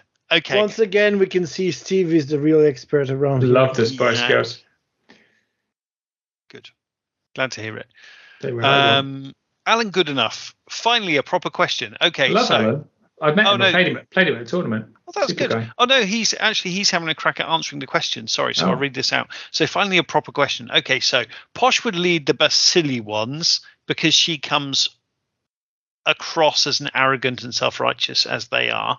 That's what I was thinking. Yeah, I was. Good shout. But then elves similar. Scary would definitely be a druid in the forces of nature. I like that. That back combined style would fit right in. Baby would run with the Abyssals. Definitely gets a succubi vibe from her. Yeah, Sporty would join the elves. Oh, Sporty would join the elves, whose liberal use of the elite keyword would drive Posh into a rage of jealousy. I like that. Ginger would join the orcs. That's what you said, Steve. I'm not sure why, she just would, which I love that. That's real internet argument logic there. I love that. She just would. She just would. Brilliant. Very enjoyable. I mean, that's 2 out of 2, Alan. so definitely an orc. Right? Right? Yeah, confirmation. So David Kitcan asks, how are folks getting to Clash of Kings in September and where are you staying? I'm based in Malvern in Worcestershire, just south of Birmingham. Oh, it sounds nice. And I was planning to take the train up on the Friday morning via Birmingham New Street through to Nottingham. I'm staying in the Premier Inn, just a short walk from the venue. Given that we are playing 3 games on a Sunday, I'm also going to spend Sunday night at the Premier Inn and head back home on Monday morning. Does that fit with everyone else's travel plans? If so, give me a shout and keep in touch with me. Perfect. I would say it very much fits in with our travel plans. We will also be staying at the Premier Inn. Steve, you've got a B&B if I'm remembering this right. I've got an Airbnb in a dodgy area of Nottingham, true, because I'm cheap. But Fred Oslo is a newly signed up member of my Airbnb because he needed somewhere to stay. Fantastic. So I'm sharing a room with my friend, and Fred's going to come and stay in our Airbnb. We were going to pay less. I'm driving there with all of my car full of stuff, terrain, on the Friday, and then setting up during the day. And I don't know what I'm doing in the evening, probably still setting up. And so there you go. Oh, that sounds great, Steve. I'm sure you won't mind driving up, dropping off your stuff, emptying your car out, and then just pop in the car and just come and pick us up in Manchester. That'd be all right, Steve. No problem. Happy to. Just no problem. You've got nothing better to do, right? Well, I'm currently working out. I've got to take all the goodie bag stuff over to Mantic to pack up the goodie bags, and then the XL goodie bags as well, with all the stuff from Mantic as well as the stuff that we've bought. I'll just broke it a bit, this model. And then I was like, am I going to drive back 225 goodie bags to my house in Birmingham, an hour and a half away, and then drive it back to Mantic? So I was trying to find somewhere to store it, and I was storing it at Mantic. Anyway, I'm storing it in Jonathan Fawkes' garage. So it's brilliant. There you go. Jonathan Fawkes comes in handy yet again. He's incredible. He's an incredible human being. So has he given up Kings of War to play Firefight? Is that what's happening? Yeah, he plays Deadzone, as I understand it. Okay. Yeah. Super. So we've got some more questions to get through, guys. So because we missed an episode. Peter Thomas Swift. Hey, Pete. Hey. Thoughts on the new Firefight models? And if I really wanted to stir the pot, rivets or no rivets? I mean, I feel like we've answered that already. And if I was to buy one of those Wolverine kits, I think I wouldn't bother with the rivets because I have better things to do with my life, and I would probably just make it like a old shitty planet, like fifth sphere expansion or whatever, like a remote old kit, and leave it to this. But otherwise, STL and print other stuff. I'm with you, Clem. Yeah, And yeah. the other I've models got are time for awesome. rivets. I love the like the additions, like the modifications they've done to the mule, like the rocket launcher and the mortar for the plague. These things are pretty cool. I think on the Hornet they've also made a new variant, right, with larger guns for the Marauders, for GCPS, Mason Labs, maybe Plague, but I'm not even sure. I haven't seen the book, so I don't know. But yeah, from the stuff that they've done, I like it. I think they've done it in a smart way, and I stand by what I said in previous pods. I hope they release STL stuff in the vault that can be made to fit more the aesthetic. And you know what? I would be very happy with the Wolverine, I think, if they had some bits in the vault that turn it into a GCPS vehicle, because right now it's not a GCPS vehicle. Yeah. Yeah, I agree with you, Clem. I also, if I'm honest, the kind of the artwork in probably in the Firefight book, I can't remember where, for the GCPS tanks just looks way cooler than that model looks. It's perfectly fine, but it's just not quite what I was expecting. And they also have a Gates of Antares model from Warlords now made by Skytrex. And it's it's a fantastic model, really cool, which is for the Pathfinders. And that's good. Steve's looking very pained. I think he's made some terrible mistakes. And also with the model. What's happened, Steve? Talk to us. Have you dropped something? Oh, this because model is so huge. I knock it off, and as you can see, it's very spiny. It's got lots and lots of spines. So every time I knock it off, it lands on the front. And as you can see from this one that is undamaged, it's got lots of wiggly bits at the front. And the one that I've just knocked off, as you can see, has less wiggly bits. Oh, I see. They've fallen off and need gluing back on again. So every time I knock it off, I shouldn't leave it in silly places. But it doesn't really bode well for me playing with it on the tabletop, does it? No. Don't buy ridiculous STLs and then print them just for the sake of aesthetics. That's my. It's a brilliant example of 3D printed resin, though, isn't it, Steve? And the pitfalls of it. Yeah, no, exactly. Doesn't snap easily. I actually had a chat with the designer a few times just about putting the bloody thing together because it was so spindly. And he was like, "Yeah, I am working on making my models significantly less breakable." Good. Really... He can sell that to you down the road then as well, right? Well, yeah, thanks. I bought it now. Yeah, exactly. I've heard it's also about which resin you use. Some of them are a bit sturdier or a bit more flexible and stuff. Like the 3D printing nerd locally is always trying to convince me to buy the expensive stuff and mix some of this, some of that, and you know. I get that, but when the pieces are this spindly, they are going to break. You know, this would break if it was a plastic model and I dropped it on the floor with this kind of a ridiculous. Right. It's like a GW model in some ways. Right. It is preposterous. Super. Okay, so next question from John Paul Fuller Jackson. Hey, John Paul. Hey. What do you guys think of Kings of War moving away from the full model count to preferred or even minimum model count, as suggested by the multi-basing of new models from NA and NS? So Northern Alliance and Night Stalkers. I mean, I feel like they've been doing this for a while now. It just feels a bit more official. But, I mean, yeah, multi-basing is the way. And, I mean, I don't think I've ever done a full model count unit. I think the rule of cool, if you've got a lovely bit of terrain on top of your base, your base looks nice, you can get away with fewer models as long as it, rule of cool, as long as it still looks good. I wouldn't have any issues, to be quite honest with you. This is the way.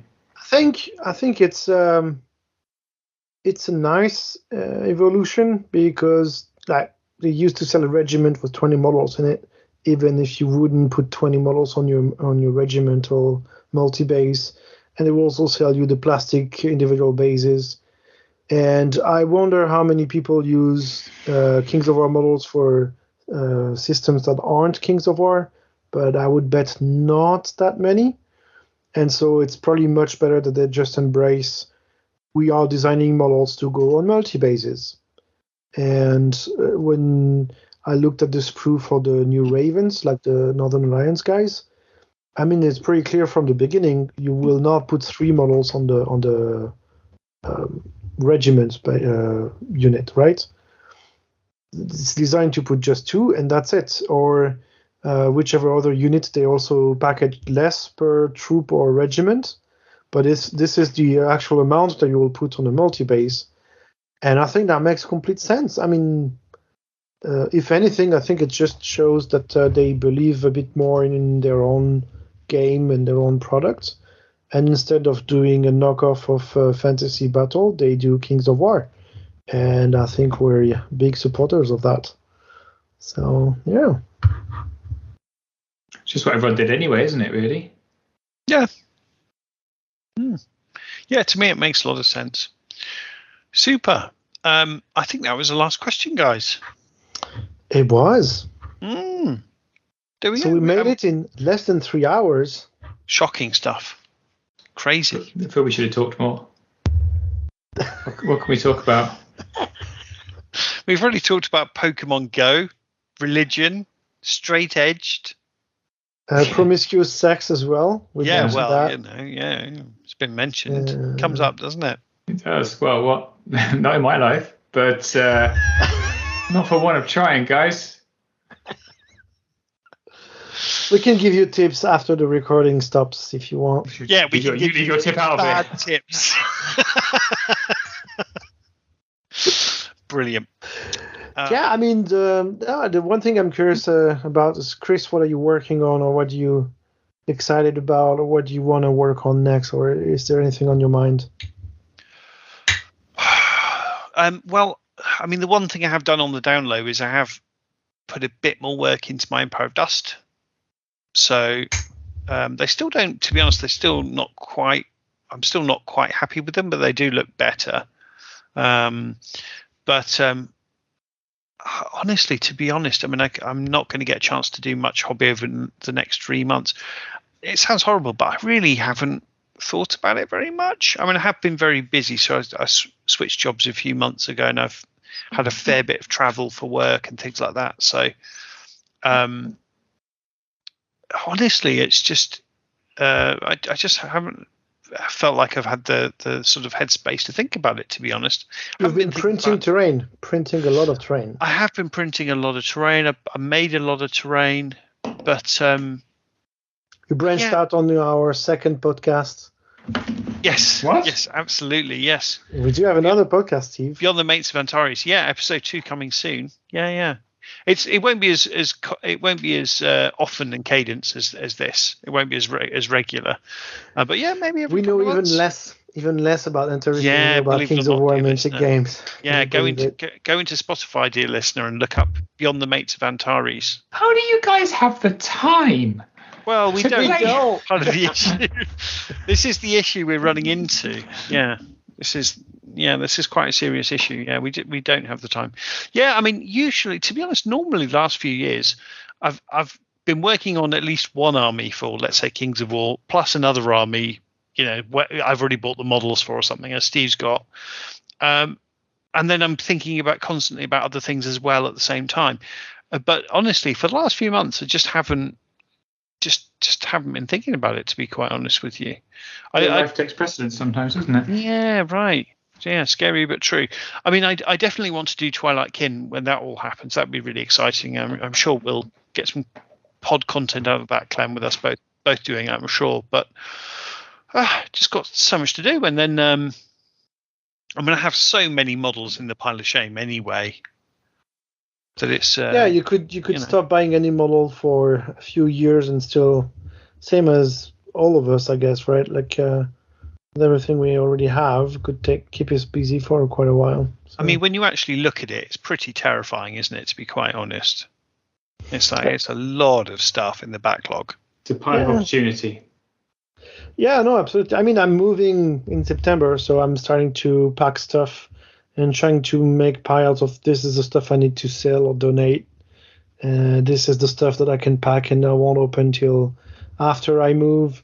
and this is the stuff that I want to keep around for the next couple of months to still play or do some hobby. But yeah, no, it's a lot to go through your collection. I think, to be honest, though, with just having to get everything out of the basement, I'm going to do something similar. I mean, I have got a lot better of just selling stuff that I bought that I can't even remember why I bought it, or my plans changed, or, you know. Yeah, it's always a pain in the ass to sell stuff, though. Like, there's always unreliable it really is. Yeah. People making ridiculous offers on eBay, asking stupid questions. It's surprisingly stressful selling stuff on eBay, isn't it? It shouldn't be, but it is. Yeah. People are stressful in general, yeah. Yeah, you think you just put it on eBay, it sells, you pack it up and ship it to the address they tell you, job done. But for some reason, it is always just horribly stressful. But I mean, the only good experiences I've had is selling to friends or people that I know, friends of friends or something. So we do have like a small marketplace on the Discord server for the local club. And that's the best outlet, I think, because just post a couple of pictures and then someone you already know will say, oh, I'd be interested in that. And then you can agree on a price and you kind of know that person already. So, they won't try to screw you over. And you also, I mean, I'm happier to give a good price to a friend than to a random stranger. I don't know if they will even pay me in the end or try to revert the transaction with PayPal or whatever. So, anyway, what about you, Steve? So, Clash of Kings, I guess, is going to be on your mind for the next few weeks, and tournaments and Night Stalkers. Yeah, I just kind of mosey on, really.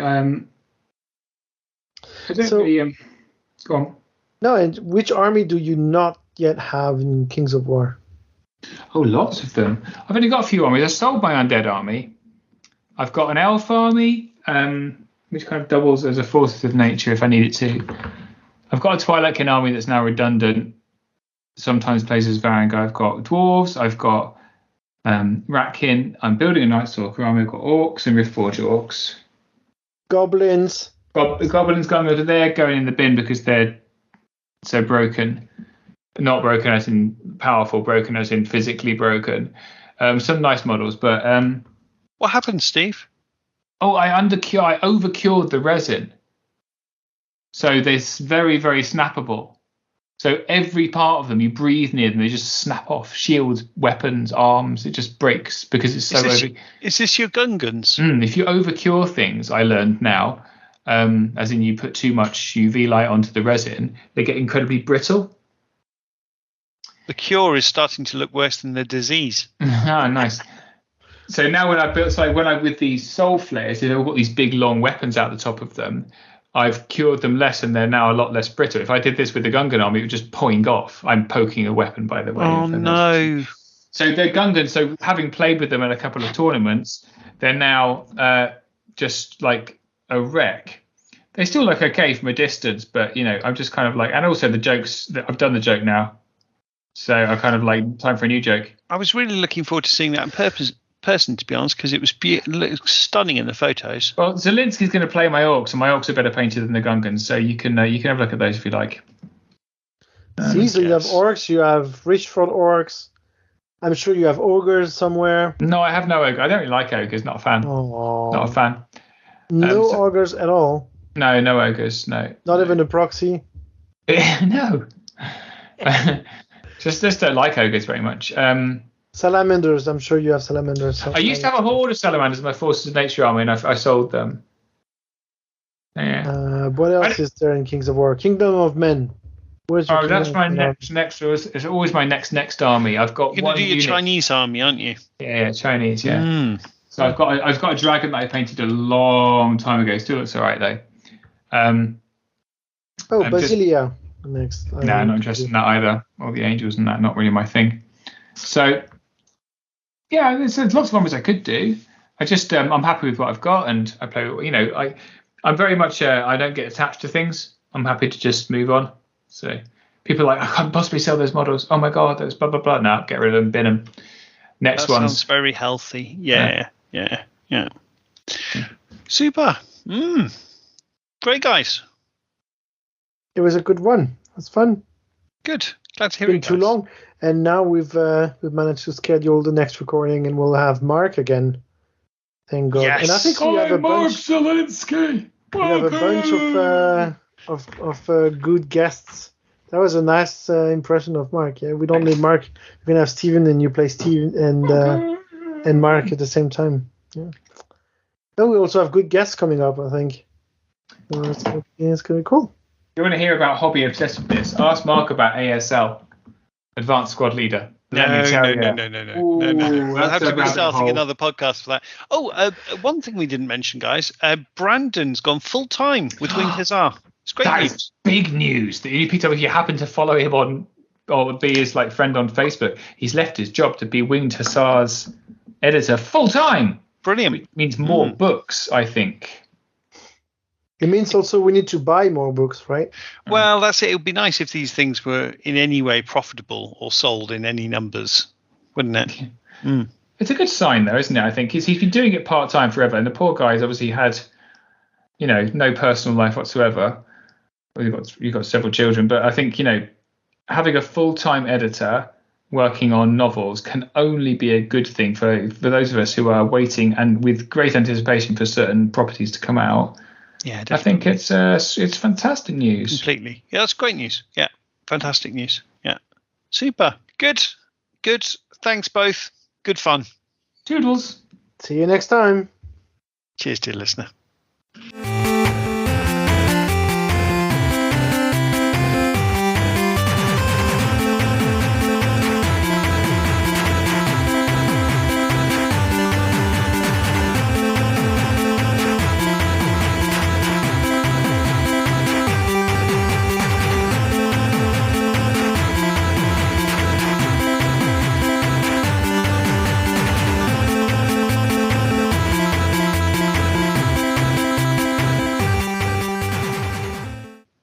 All right, guys. I think we're calling it an episode. Last chance. Well, what's the humorous title you're going to put on it? That's my question.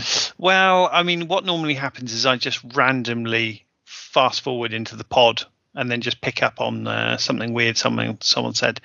With apologies to Birmingham, actually, we didn't get as many listeners as some of the other episodes, Steve. So it's not surprising. It's just the mention of the curse of Birmingham, potentially. That's what I do. It's because I'm on the podcast. People like Hilger's on it. Get rid of it. No, not at all, Listen Steve. to that nonsense. Not at all. I don't want his competent, interesting, humorous personality on the pod. That's not what I want to listen to. Soul flares are unchanged. That's what people tune for. I love the questions that we got are all like genuine questions. We're like, guys, do you know who you're asking? What's your opinion on the rules of the army? We don't even know the rules. Skip that one. Yeah, I don't. So true. Oh, it was so embarrassing at not embarrassing, but it should have been embarrassing at the Deadzone event at the weekend, where just basic rules that I think I know, I absolutely don't. So, for example, I've always been playing if you charge, you get 2 extra dice. Nope, it's 1 extra dice. I found out. I've always said, no, you can't shoot into combat. Yes, you can with a penalty. Oh, really? Oh, okay. Good. Hey, this game's great. It's really flexible. Now I'm playing it properly. Can't stand it, honestly. Garbage. Ridiculous. What a game. Thanks, guys. I really enjoyed that. It's good. Yeah, good fun. Steve, how can you concentrate and paint, or is that not an issue? Not an issue. Not worried about it. No, just not worried about it. No, because it's not a very complicated paint job I'm doing. I'm literally just painting little eyes on it. Nice. And the whole thing is just dry brushing, and I've always been able to just listen and draw at the same time. So I've done some googly eyes while can you see it? What? Nice. Nice. Yeah, I always used to get in trouble at school and college and things for I always used to doodle while I was listening, but right. Actually, I found it helped, not like hindered. active listening, isn't it? Active listening, they call it. Yeah, quite possibly. Yeah, I don't know if it engages a bit of your brain, but who knows?